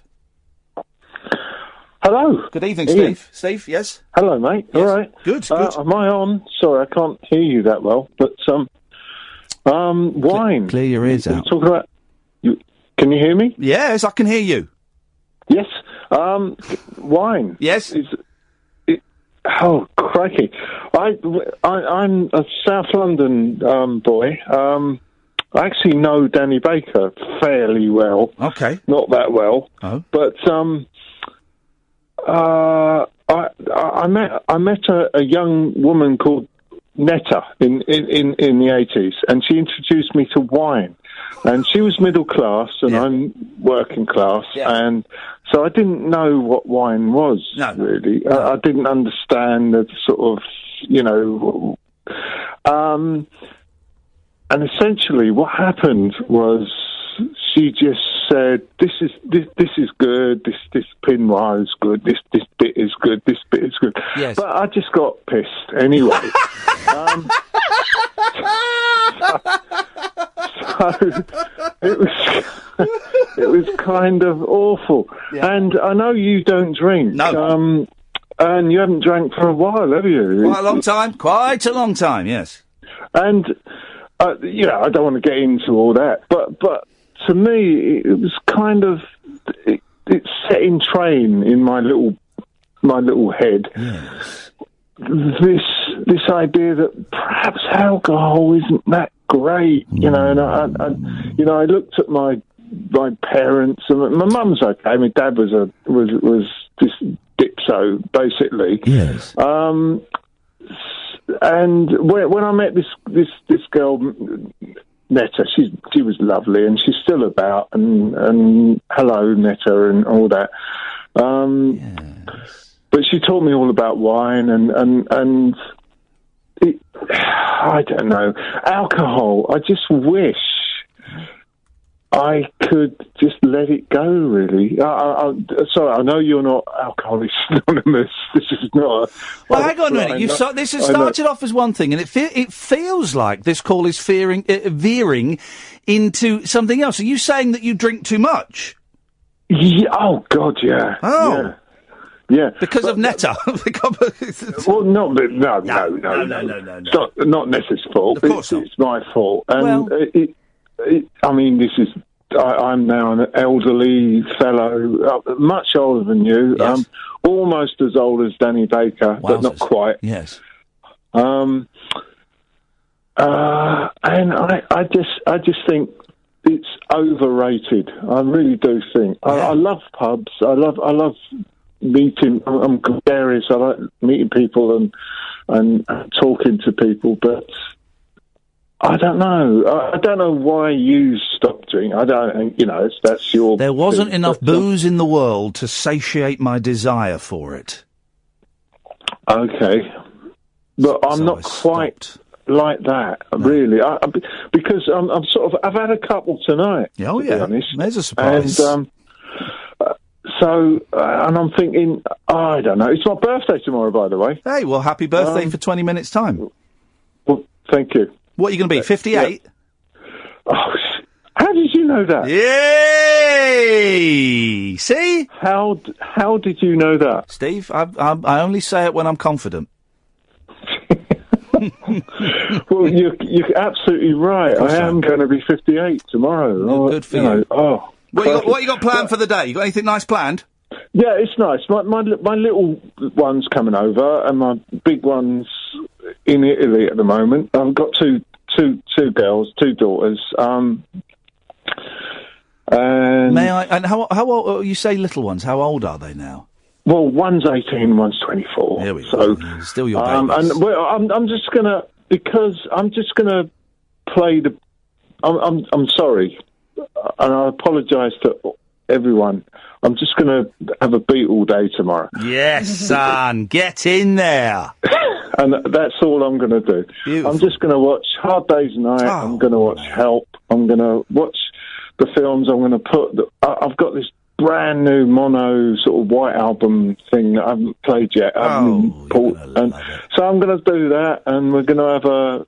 I'm hoping to actually not have a drink tomorrow. That would be a good thing, I think, for me and for my girls and for, and for possibly for the world. Steve, you're a good man. And, no, you are. You're a good man. And I hope you have a beautiful day tomorrow with the kids. Yes, thank you, Ian. I've got to move on because I've missed 2 ad breaks and I'm late. But it's nice to talk to you, man. Call again, won't you? Yeah. See you, mate. Hang in there, buddy. 034449. What a nice man. What a nice man. Terry and CJ, stay there. Come to you in a bit. 0344 499 1000. You see, I mean, I could explain to you what I'm doing, but I think that would ruin the magic slightly if I pulled back the curtain to, who was the guy that was complaining? Cristiano. To Cristiano, we're just deconstructing the Piña Colada Song. But to everyone else, yeah, you dig? Okay, that's all I'm going to say. This is the Late Night Alternative with me, Iain Lee, on Talk Radio. Late Night Iain Lee on Talk Radio. We have ways of making you talk. Let's go to Terry, and then we'll try. I would love to break the back of the verse. The back of the chorus before midnight if we can. 3 hours tomorrow may not be enough. Terry. Hello, Ian. Hello, Terry. How are you doing? You all right? Very, very well, thank you, mate. What have you got for us? Nothing at all. Oh. No, I was just on YouTube and I was looking through I was looking at all your rabbit hole stuff, you know. Oh, yeah? Yeah, I was looking at the videos and then I seen this live stream, you know, and I thought I'll have a listen. So have you never listened before? Not live, no. Oh, mate, well, you've picked a strange one to listen to live. We're deconstructing the Piña Colada Song. Yeah, I've seen that, yeah. I don't even know this song. But, I mean, do you is this a modern... It looked a bit, you know, is this a modern version? Because I'm thinking of, like, an old version of Piña Colada. The version I just played... The version I just played was a German the modern version. But, yes, it's a 1979 song by Rupert Holmes. That modern version sounds like it could be on Eurovision. Yeah, it does. I mean, I wasn't particularly a fan of it, but I've literally spent... well over a tenner on different versions of the Piña Colada Song while we've been on air tonight. So I'm going to 10 versions. Yeah, there's loads of them. There's loads. Hey, here we go. Here we go. Let me play you a bit of one. Hang on a second. Have listened to this. This is great. Right. Here we go. Listen to this.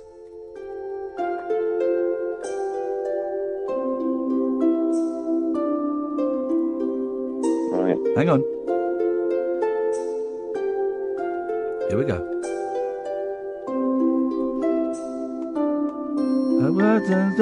My lady, we've been together too long, like a worn-out recording of a favourite song.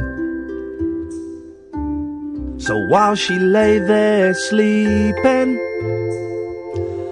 I read the paper in bed, and in the personal columns there was this letter I read. If you like pina coladas and getting caught in the rain, if you're not into yoga, if you have half a brain,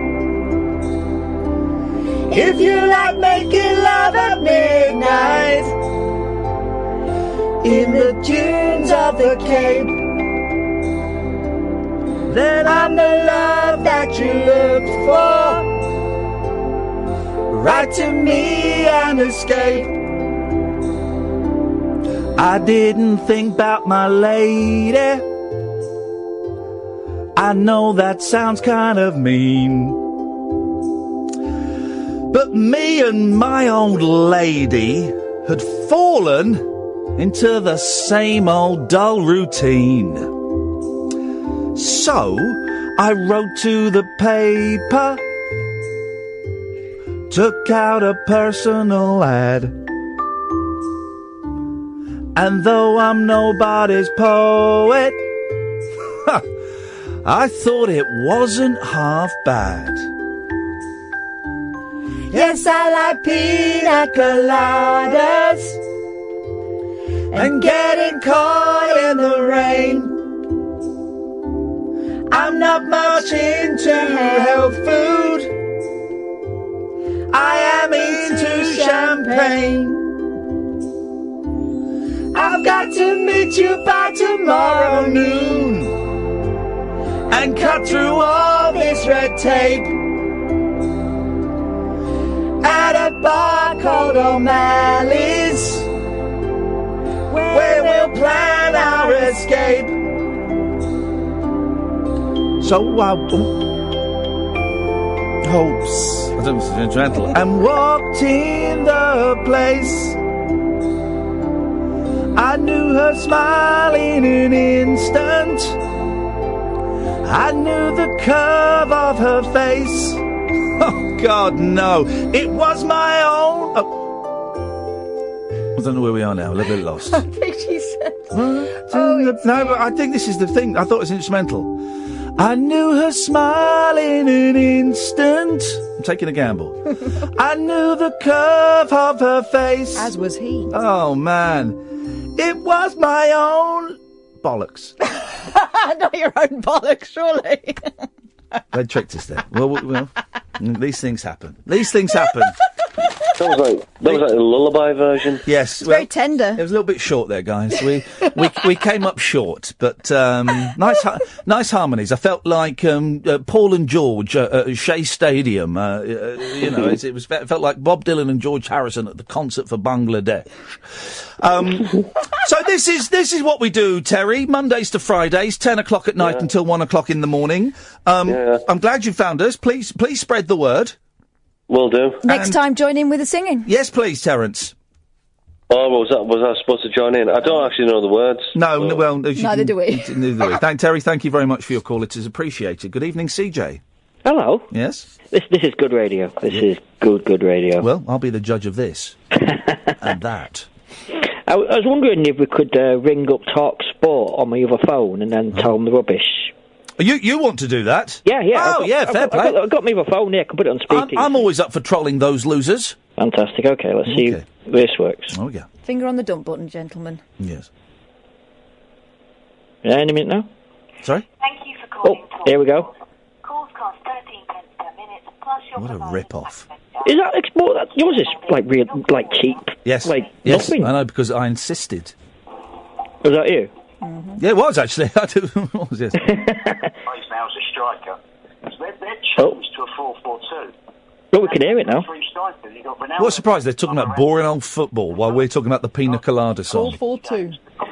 So, when you ring them, it doesn't go through an operator, it goes straight to the programme. It will do eventually. Player wants to get away.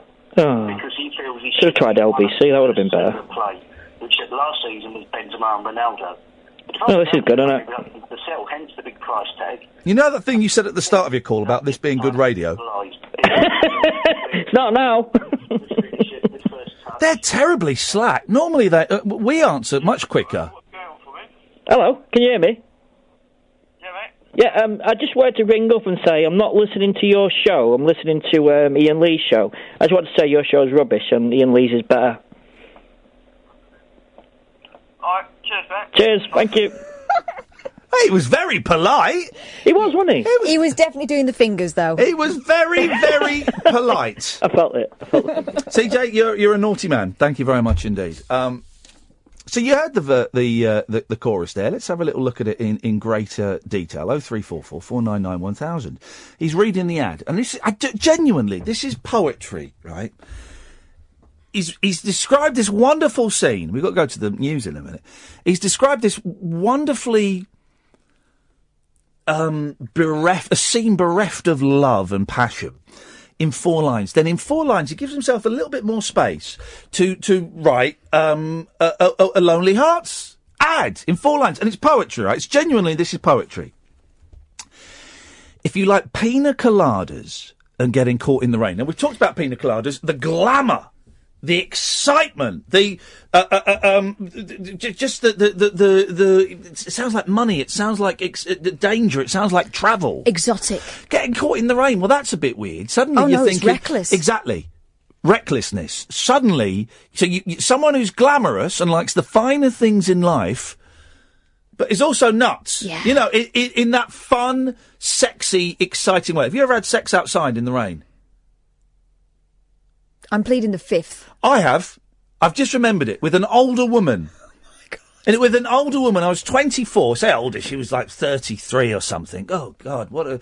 And we had sex... It was in her back garden. Right. And it was pouring with rain. And do you know what I said? Can we go in? I'm getting a bit wet. I actually did. Oh, she was an amazing woman. Wowzers. Golly gosh, I'd forgotten all about that. And then, now remember this song, right, comes from the 1970s. Okay, so the next line is magnificent at puncturing the pomposity and airy-fairiness of a lot of 70s American culture, particularly the Californian side of things. This is such a great line, right? If you like Piña Coladas getting caught in the rain, if you're not into yoga, because the 70s in America would have been a lot of, I'm looking for someone who's into meditation and yoga and aligning their chakras. So in those, if you're not into yoga, 5 words, right? In those 5 words, he has totally taken a pin, got the balloon of pomposity of 70s far-fetched, kind of brown lentils and waterbeds and Hare Krishna, and stuffed that pin in there. Beautiful. You're missing something here. Yeah, go on. It's not him writing it; it's a woman writing it. Well, no, this is what I'm saying. That he is. I'm talking about Rupert Holmes right. as the writer. Yeah. So this is a woman saying, she doesn't want a yoga bunny. Do you know what? You're absolutely well done for pointing out. Yes, I was talking about him as the songwriter, but what he is. The guy's a genius, right? And he genuinely is now. Now I'm doing this. Because you're right. He's not writing he's not just writing a Lonely Hearts ad. He's being the woman that is writing the Lonely Hearts ad.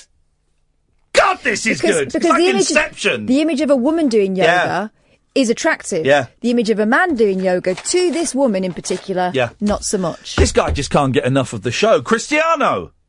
Hello, mate. Are you still talking about Piña Coladas? Are you still talking about magnets? Yes. Yes, then we are as well. Yes. North and south. North and south. Opposites attract. I've been with my toddlers this evening watching YouTube about magnets. Oh, yes. Yeah, because science is good. Science is good. So are Piña Coladas. You had a few? No. Go. No. Well, you've got 20 seconds to explain what you've called in for. Okay, I've called in to thank you for getting me onto podcast. Yes. I've been listening to Keith and the Girl. Yes. I've been listening to This American Life. Have you been listening to our show? Oh, yeah, every day. There we go, that'll do. Thank you very much indeed. There is hope. This is the Late Night Alternative with me, Iain Lee, her Catherine Boyle, on Talk Radio. Talk Radio. Another hour to go. I hate to disappoint you. I don't think we're going to get the whole song fitted in, that's better, by 1 o'clock. So we may have to carry this over tomorrow. Hope that's okay. This is the Late Night Alternative on Talk. Late Night, Iain Lee on Talk Radio. We have ways of making you talk.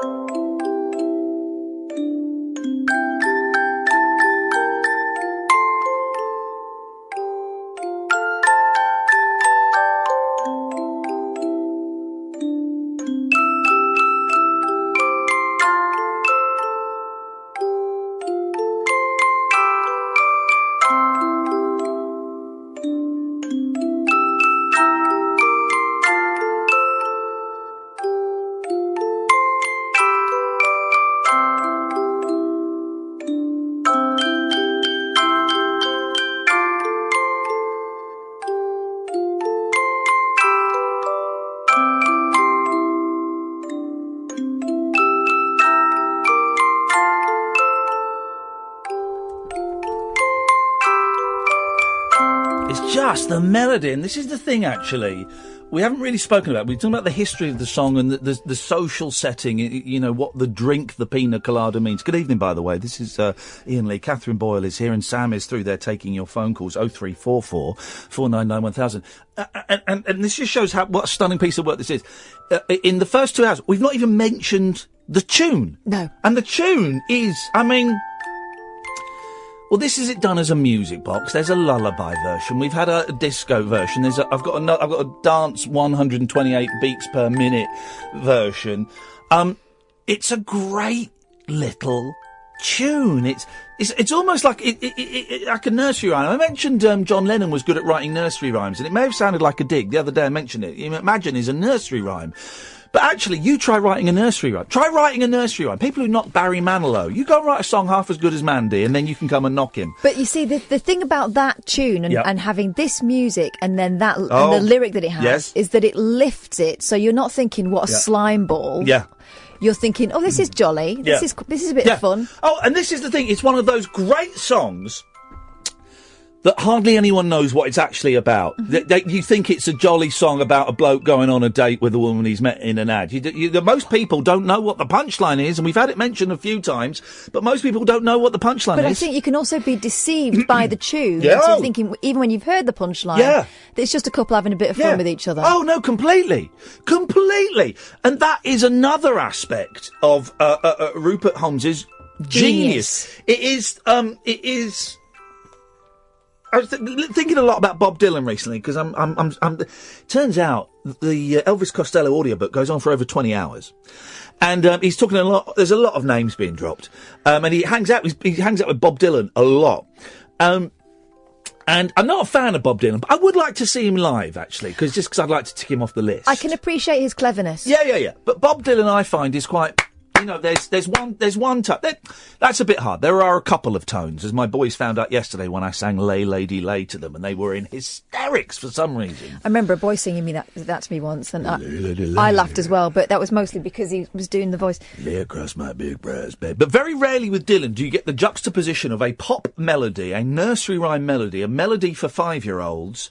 And that's not, I don't mean that as an insult. It's a great compliment. I'd love to write a song that 5-year-olds would be able to sing, coupled with adult themes of, loneliness, depression, sadness, perceived betrayal, and reconciliation.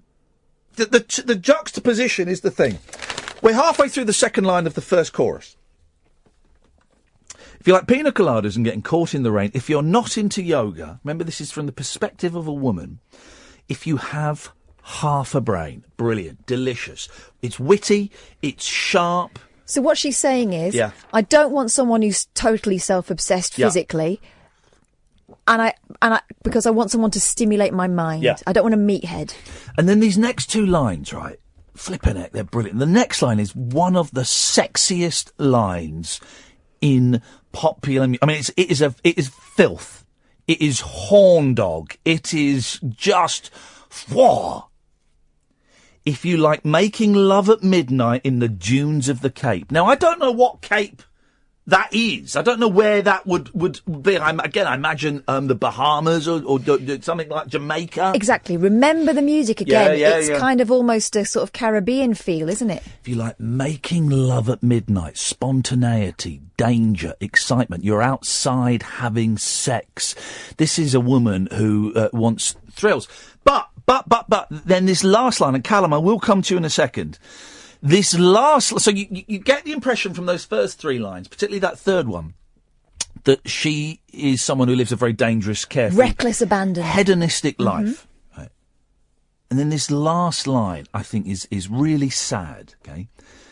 Then I'm the love that you've looked for, not looking for. And there's something in that, not looking for, the one you've looked for. And the one you've looked for, write to me and escape. And in that word escape, she's kind of saying, because my life sucks. Trapped. I'm trapped. I'm lonely and I'm trapped. We'll get back to this in a second. Callum's called in. Good evening, Callum. Evening, you alright? I'm alright, thank you. Callum. I've got a conspiracy theorist. Beautiful.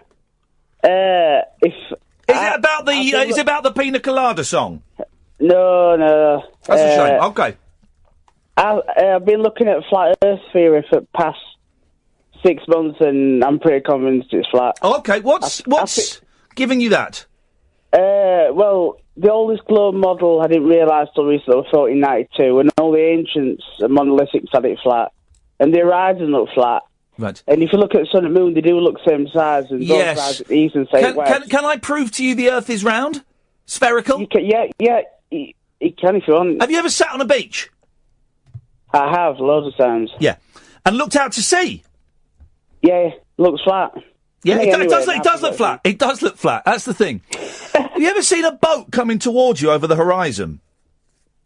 Yeah, and it disappears. Beyond perception. Yeah, but perception. here's the thing, right? When the boat's coming towards you, you don't see the whole outline of a tiny boat coming towards you getting bigger and bigger, do you? No. You see, like, the tip of the funnel. Then you see, you see a bit more of the funnel. Then you see a bit of the hull. And then eventually you see the whole ship. Why would that be, Callum?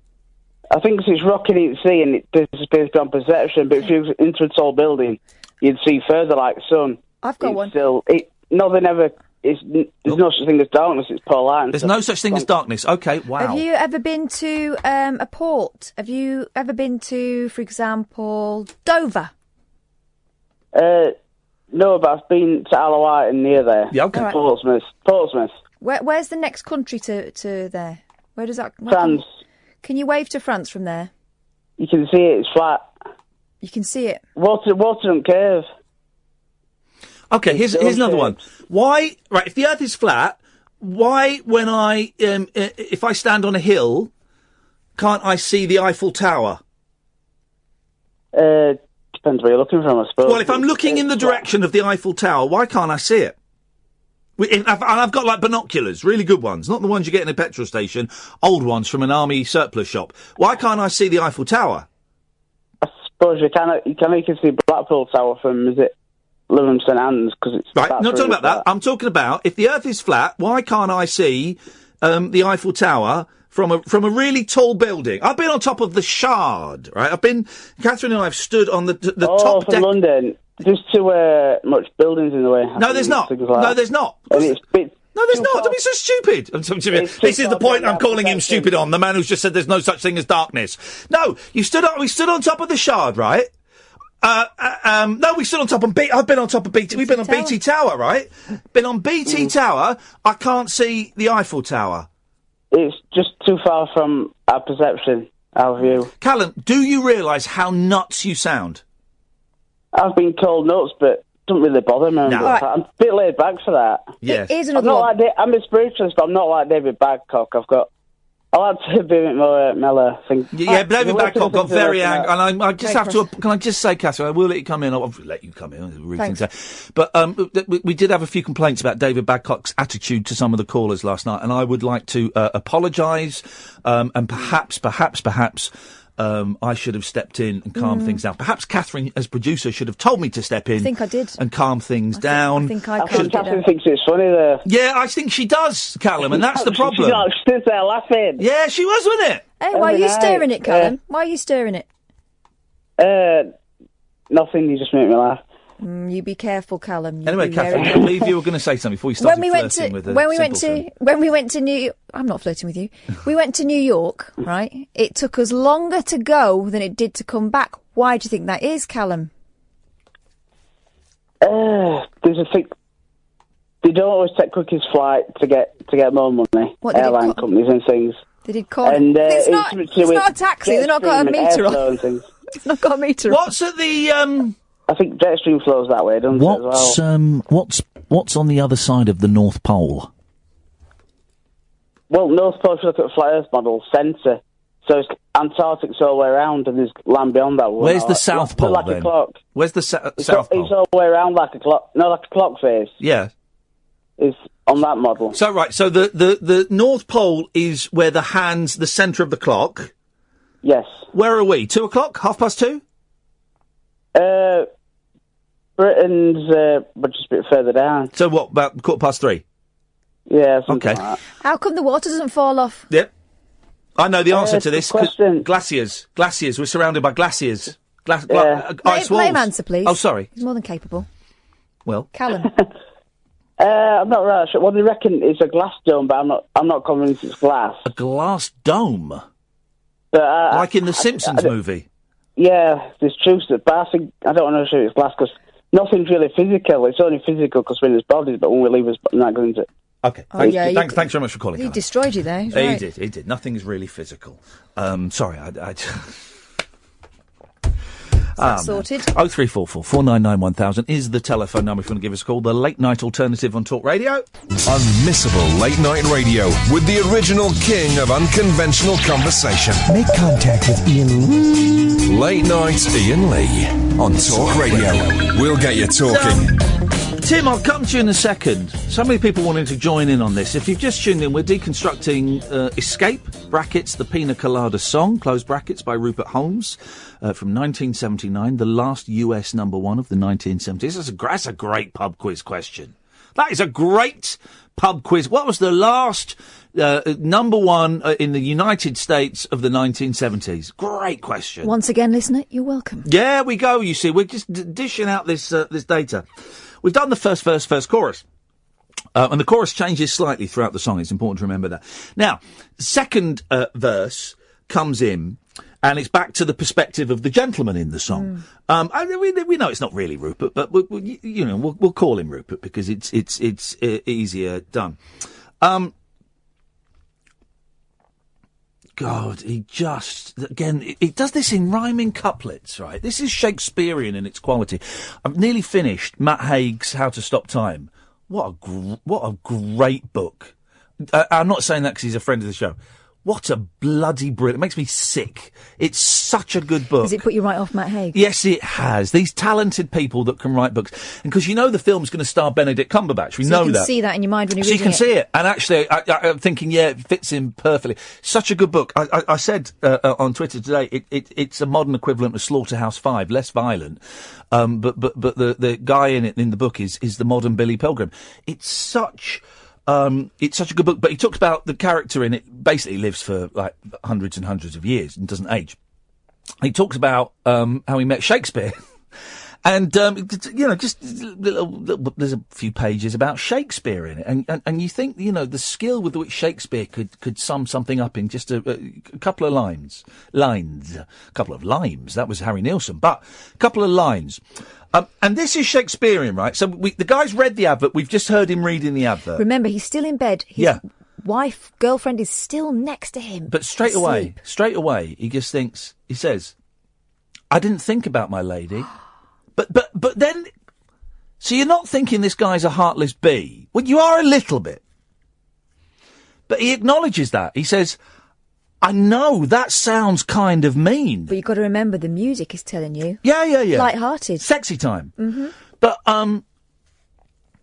he's admitting that he's doing something wrong, but as we know, the relationship is flaccid, literally and metaphorically.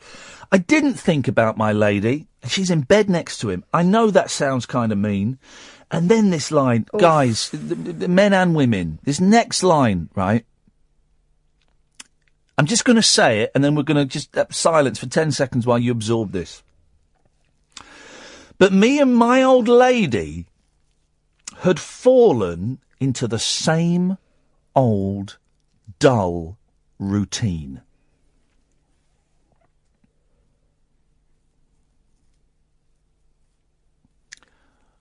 We've all been there. We've all been there, taking each other for granted. When do you become, from the bit of stuff, from the girlfriend, the old lady? I can't think of a more damning word than dull. It really is. You can, if I take it personally, you can call the show SH1T, you can call it rubbish, you can say I'm a has-been, you can say I'm a failure, you can say your TV career tanked, you can say that the radio show is disappears up its own backside. Water off a duck's back. You call the show dull, or you call me dull. That hurts, man. That hurts. To be labelled as dull, I can think of nothing worse. We'll take a breather there. We've got some phone calls. Let's go to Tim. Good evening, Tim. Hi, how are you? I'm good, thank you, Tim. I'm not dull. No. I was never thinking that you were dull. No. Thank you, Tim. I haven't phoned in to speak about this awful song. I can't stand that song. I do apologise, but That's I okay. just can't stand it. I met you two the other day at the Eddie Large show. Now, okay. Who were you, Tim? Which one were you? You weren't the Rod Stewart impersonator that was there, were you? No, I wasn't. Yeah, I think I saw it. You were the father of Murray. I was the father. Oh, I'm so sorry. Okay, yes. How is that young man? I hope he's fast He's asleep. lovely. Hopefully he's asleep in bed. I've just got back from a short business trip, so I'm literally hoping he's fast asleep in bed. Kath just really piqued my interest on something. Now, I don't believe that the Earth is flat. I believe it is a globe, so nobody's got any worry. Yeah. But why, Kath, did you say Here we go. that when you come back from America, it's quicker? To me, it sounded like you were going to say something that proves that's why the Earth was round, and it really piqued my interest. Well, why do you think it's quicker? Because of the jet stream. It's not because of the rotation of the Earth? No, Catherine. I knew you were going to The rotation of the Earth? Where did you get that nonsense from? You. What? Is it not because of the rotation of the Earth? No, because the air that we're flying in is spinning round with the globe. Hang on a Yeah, minute. but why? Because the globe is spinning. No, because the globe's spinning at about 6,000 miles an hour. So, I mean, you'd take off a land if that was the case. No, but Do you why get is what I the mean? air? Why is the air Here we go. moving? Tim? It's just an anomaly. There's just an anomaly. No. That sounds very convenient. It's No, you it's can't not, put it's it not. down to an anomaly. No, it is. There's a strange jet stream that makes that USA flight quicker coming back than it is going. That Like, sounds if like you a fly very the clever way of saying just No, because no, it no. does. Hang on a minute. Okay, how come check it out. how come it's quicker flying to Japan than it is coming back from Japan? Because it's that same jet stream route. Do you get what I mean? But if you fly down, because the Earth is going. You're flying No. against the rotation of the Earth. No. Yes. But if you fly downwards, for instance, let's say Dubai, then it's the same time going as it is coming back. Well, it would be because you're going in a straight line. Yeah, but if what you're saying is you're taking off and like What? the Earth's going. Yes. So if you No. yes. Qualifications? Pilot. Are you really though? Yeah. Oh. Prove it. Fly us somewhere. Go on, fly us. Go on then. Okay. What, you think you're a pilot? Do as the captain's speech. Good afternoon, ladies and gentlemen. Welcome to BA Flight 14. Not smug enough. He's not being cocky enough. He's not the captain. Well, no, I'm not a commercial pilot. I've got here we go. pilot's license. Thanks. Oh, you're a rich playboy. No, not at all. No. Well, no. Tim, I'm afraid. We're nodding and smiling and disregarding you. Yes. Okay. All right. But thanks for your Love call. to Murray. Thanks We for like your call. boy. Fair play though, Catherine. You did what I did there. You were backed into a corner, and instead of going, oh, okay, well, you fought your corner, even though it may be bullshit. And I did tell you that because I believed that. I still believe it. I'm sticking by it. I still believe it. You fly to New York, right? And you're going in the direction that the Earth is turning. So you've got to fly further, essentially.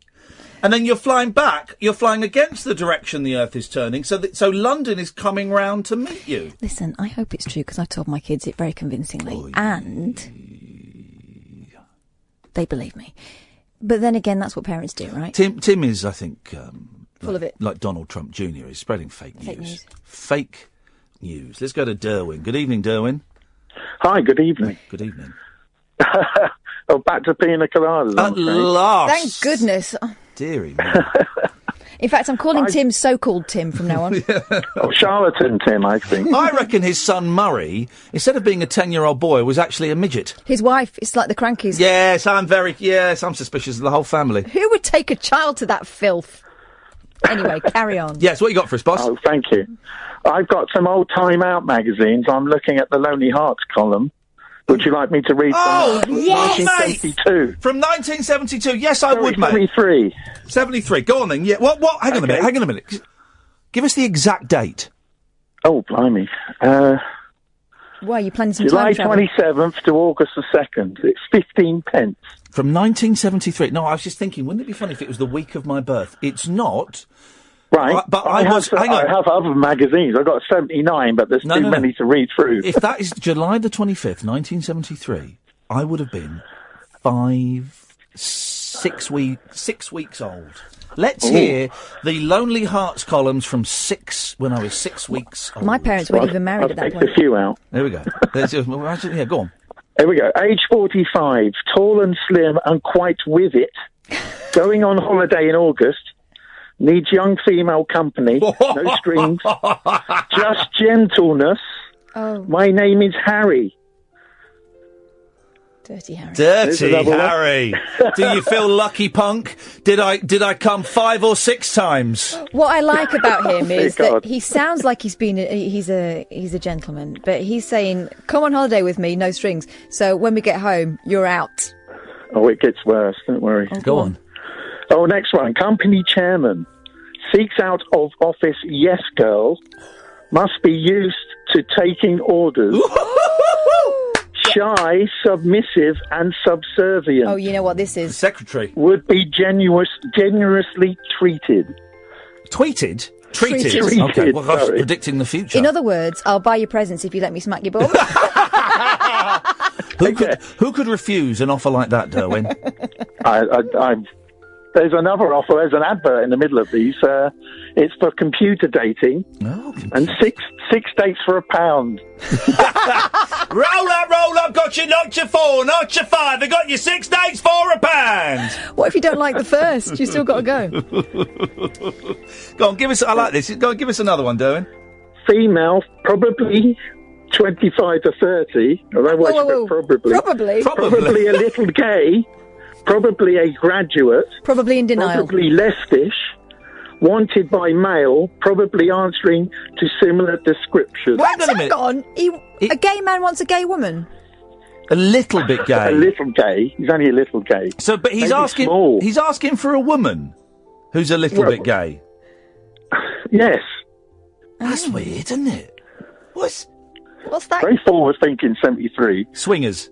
It must be. It's got to be swingers. There's going to be. There's going to be more than one fella, more than one person involved in this Yeah. relationship, isn't there? Yeah. Would you like another one? I'll go on. Yeah, I could listen to this all night, Derwin. This is honestly, this is brilliant, mate. Thank you. These all sound like. By the way, these all sound like absolute catches. And if you're at home listening, about 8 of them. So if you're at home listening to this, going, "Oh my God, that's how we met, darling," then give us a call now. Do you remember when you were a little bit gay? Is your name Harry? Go on, give us another one. Architectural lecturer, 32, owns studio flat and sports car, Swanky. seeks the company of interesting female until August the 25th. Oh, do you know what that's? You know what that is? Term time. Well, What? we know what a studio flat is. Yeah. Bedsit. Right. Sports car. Yeah. Bedsit. Yeah. Only wants you for a limited time. He's separated. Oh dear. His wife's coming back at the end of the summer. Yeah. Oh, that's great. A summer fling advertised. Give us one more, Derwin. This is brilliant, mate. Okay, lonely gentleman, 53, 6 foot, kind, amusing, uncomplicated, seeks younger lady, companionship, and love initially. Oh. Any shape, colour, status. All right. Secrecy assures. Let's go back to the description again. Did he say Randy? No. No. What was the first word? Lonely gentleman. Oh, lonely. 53. Lonely, okay. 53. Well, that's secret. And it for, says he's kind. What else? Generous. He's amusing. Yeah. Yep. Uncomplicated. Yep. He seeks younger lady Yep. for companionship and love initially. Any shape or colour or status. Right, so he's not fussy, he's a minger. He's desperate. Desperate rich minger. Derwin, why have you got so many old Time Out magazines?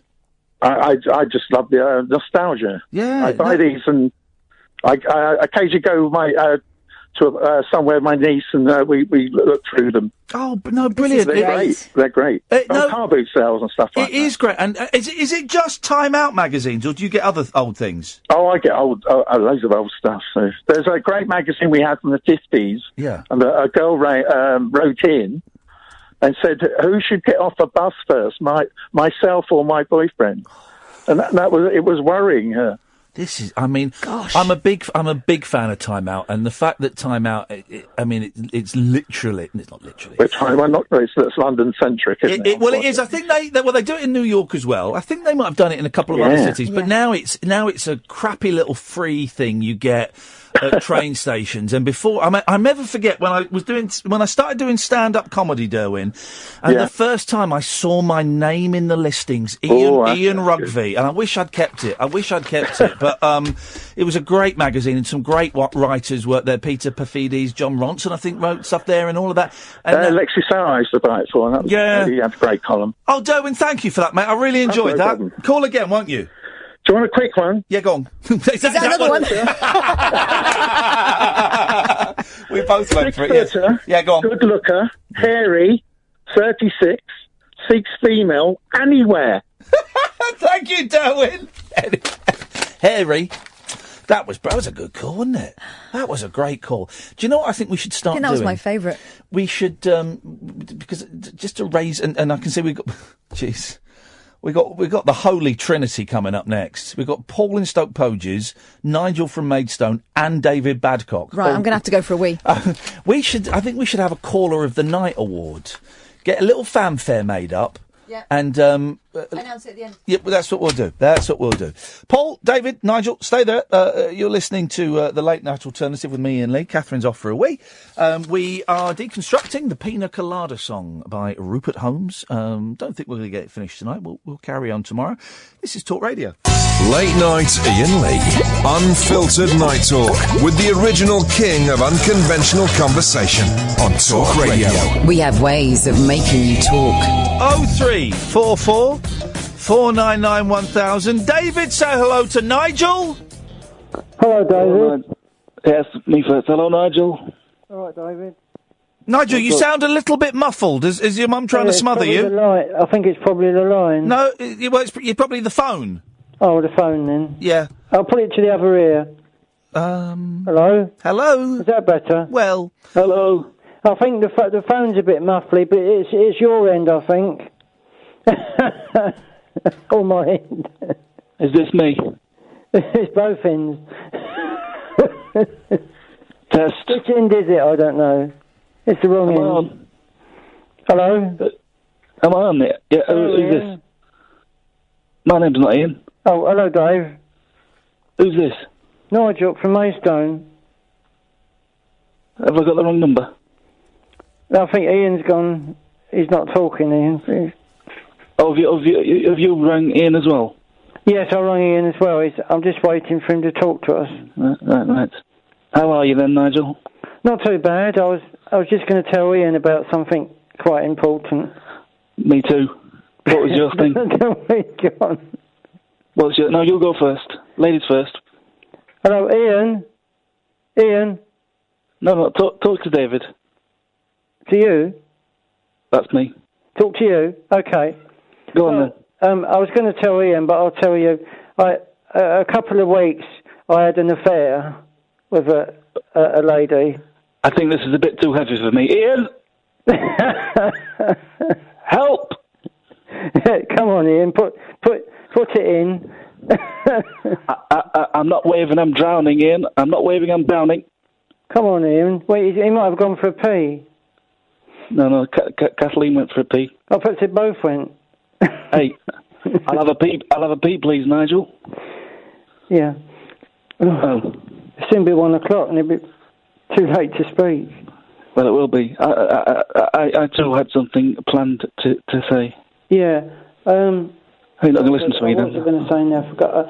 Have you seen my latest videos on talkSPORT The Golden Years? I've got some new video on there. Me or Iain? You, David. Have you got the internet there in front of you? Not in front of me, no. I tend to use my phone, and I'm on it. talkSPORT the golden years. There's a new bodybuilding one I put on there tonight. What do you reckon to the song Piña Colada? I don't know very much about it, really. Right. If an anagram of Piña Colada... Sorry. An anagram of Piña Colada is... hang on, I've written it down. One sec. Just 1 second. Talk amongst yourselves. A cop, Aladdin. Yeah. Right, tough crowd. Ian? Do you like chicken? David, do you like chicken?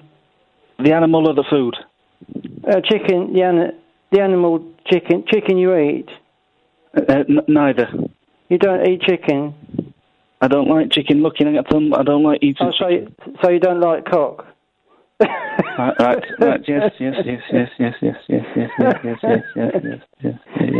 yes. No, I've had a laughter transplant, or otherwise my sides would be splitting right now. Ian, help! Yeah, I want to talk to Ian because that's what I rang up for. Well, you and me both, pal. You're not in the studio, then, Dave. No, I'm in my living room, semi-closed. Oh, right. Yeah, well, it's nice that we can chat like this. It's nice to catch up, Nigel. It's not. I was saying that I had an affair 2 weeks ago for one day, just for one day. Who was it? Who was it with? It was someone. Tell Uncle David. Someone of 47, quite old. Number 47 down the road. 47. And after the affair, she said, "I don't want to see you anymore." oh, Nigel. So I was really upset and depressed. Never mind. I've found another one since. I've got another one of 37 this time, a bit lower. Just on the opposite side of the road, is that? No, this is true. This is true. What I'm saying. Oh, heck. So she's lovely. The one I've got at the moment. She's really good looking, like Kylie Minogue, blonde, nice figure. Nice bottom. Sexy, nice little breast. Yes. And she can't get you out of her head. No. She's a girl, lives at number 37. She just can't... Let me get that. 47. Can't get you out of her head. She thinks... Hang on. No, Have you been to the Nake's Head? No. I don't even think we're on air, you know. I think we are. Have you got any proof? Well, I haven't got the radio beside me. Come on, Ian, put the boat in. Put the boat in, Ian.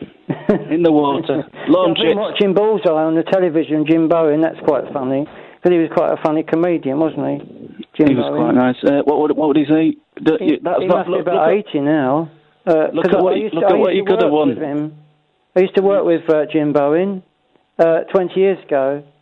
No, 30 years ago. Sorry, 30 years ago. When I played the drums for him when I was in a band. He did the cabaret, and I was sitting at the back of the stage while he was doing his comedian stuff. And that was about, I think, about 6 times I did some shows with him. I think you're taking the mick a bit now, aren't you, Nigel? But he's a lovely man. He's just the same off stage as he is on stage. Can you hear me, Nigel? I can hear you clearly. Right. Right, I don't know what's going on at the moment. No, you and me both.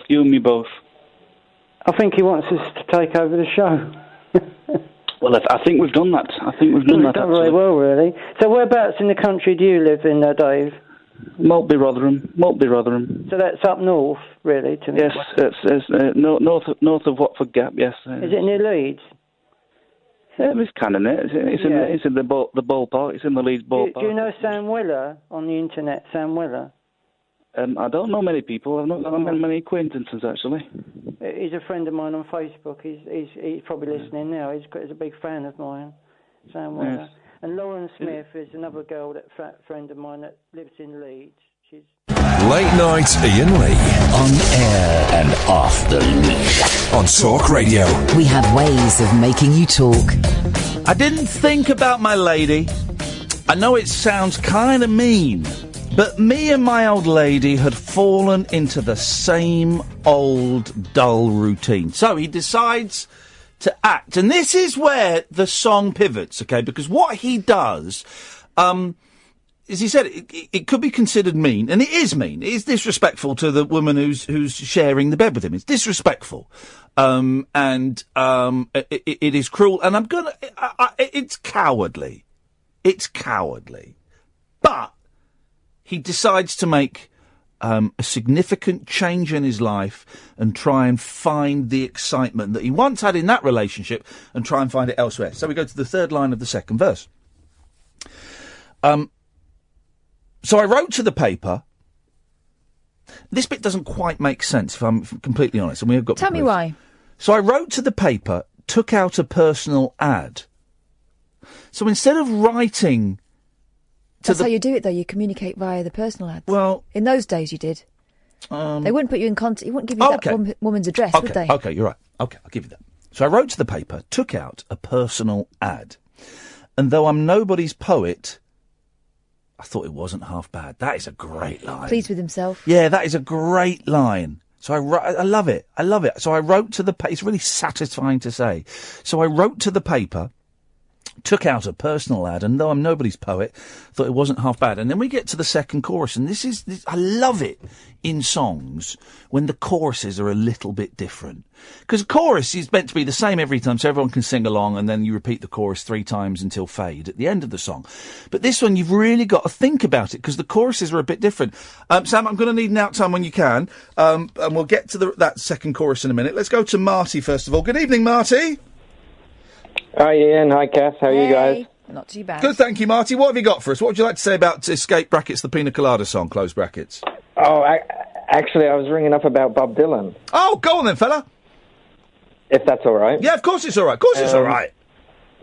All right, cool. Because you were saying just a bit earlier that you'd love to go and see him live. Yeah, I would, actually. And I'm not a fan of Bob Dylan, and I've tried, but I'd like to go and see him live because I'd like the experience of seeing an artist have complete disregard for the audience. And also, he's quite old. Oh, he's going to die soon. The times are changing. But someone, his ashes soon will be blowing in the wind. But just someone who's got complete disregard for the audience. Love it. Love it.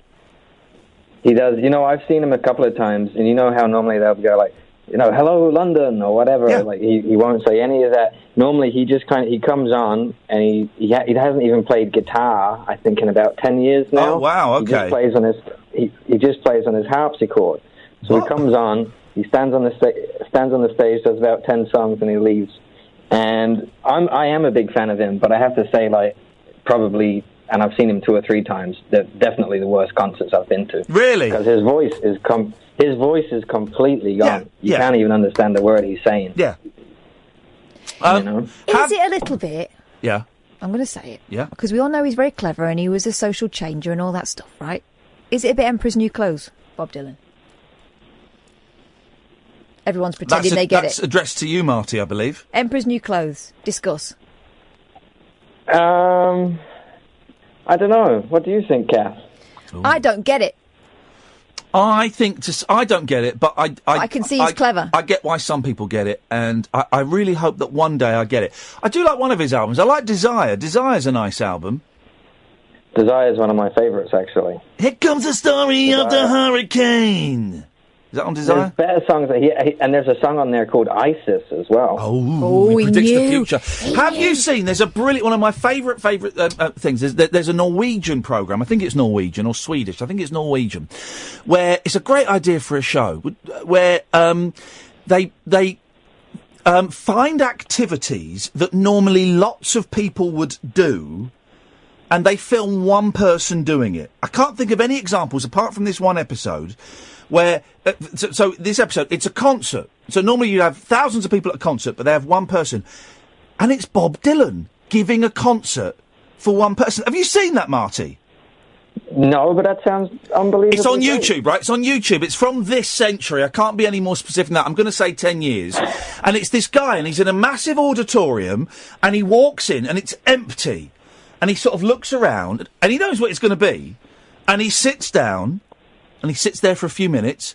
Then Bob Dylan and his band walk out onto the stage, don't even look at him, and sit down and play. And I think they do like a 45-minute set, and it's mainly sort of like old Buddy Holly kind of rock and roll numbers. I don't think they do any of the, of the hits.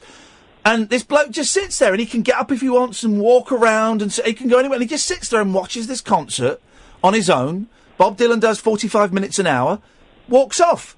I think it's on YouTube, because I've definitely seen bits of it. I think it's on YouTube. It's brilliant. And it's things like that that make me respect the fact that Bob Dylan exists, even though I don't quite get him.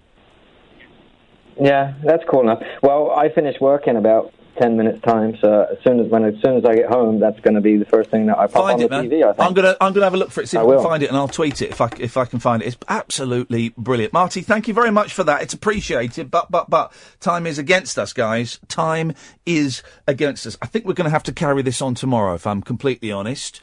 Everyone will be relieved. We've got. No, this will be nice because we're going to get halfway through the song. We're going to rush the second chorus. And we might have to kind of pick up and recap some stuff tomorrow. So, second chorus. So he's written an ad. He's writing an ad, okay, to basically attract this woman. And it's a reply to her. Yes, I like pina coladas and getting caught in the rain.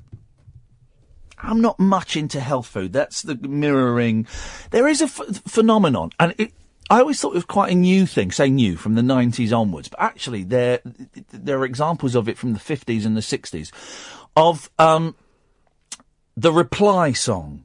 Mm-hmm. There was a big thing kind of in hip-hop and R&B culture, where there will be a big hit by Beyonce, for example, or Jay-Z, and I'm saying that because I know there are examples, and then a male artist will respond to the Beyonce song, or a female artist will respond to the Jay-Z song. Wasn't there a really rude one recently where it was basically F you, and then the other one, and then the woman gets in touch. It was a male artist and female artist, I presume on the same label, and it was a kind of call and reply thing. They do that, but then I've found a couple of examples of it in the 50s and the 60s. They were done more as sort of novelty songs, but there are a couple examples of the response. I think it's brilliant. Just being able to, someone does a song and you can either go in and go, you can take the part of the woman they're singing about. Anyway, this is what this is the kind of a call and response thing in the same song. I'm not much into health food. I am into champagne. Boom, we're in double there. Booze. I've got to meet you. The desperation that you only get when you're a horny 15-year-old or the very first flushes of a brand new relationship. I've got to meet you. Or, third reason. Yes. Time constraints, because you're supposed to be somewhere else. Yeah, well. And someone's going to bust you. Well, as we go on a little bit further, we find he sees this as a permanent. I interpret it as he sees it as a permanent thing. We'll get to that line in a second. I've got to meet you by tomorrow noon and cut through all this red tape. Basically saying we ain't got time to mess around. This has got to happen, and it's got to happen bloody soon, because I'm going crazy here. I'm going crazy. I mean, bearing in mind at this point, he doesn't even know what she looks like. No. I mean, she might be a fella. I've seen Catfish. At a bar called O'Malley's, where we'll plan our escape. And it's the line about planning the escape that makes me think this is a permanent thing. It's not an escape into a kind of a fantasy. This is actually a genuine, he wants to escape with her. And remember this when we get later on, maybe tomorrow, Yep. when we hear the denouement. Yeah. How could she forgive that? We will, we'll return to this subject tomorrow. This is the Piña Colada Song. I was tired of my lady. We'd been together too long. Like a worn-out recording of a favorite song. So while she lay there sleeping, I read the paper in bed. And in the personal columns, there was this letter I read. If you like piña coladas and getting caught in the rain, if you're not into yoga, if you have half a brain, if you like making love at midnight,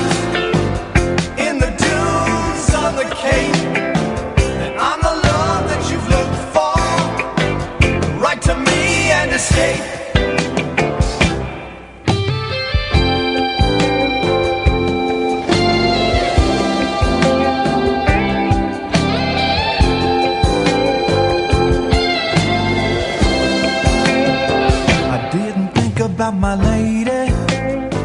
I know that sounds kinda mean, but me and my old lady have fallen into the same old routine. So I wrote to the paper, took out a personal ad, and though I'm nobody's poet, I thought it wasn't half bad. Yes, I like piña coladas and getting caught in the rain. I'm not much into health food, I am into champagne. I've got to meet you by tomorrow noon and cut through all this red tape at a bar called O'Malley's, where we'll plan our escape.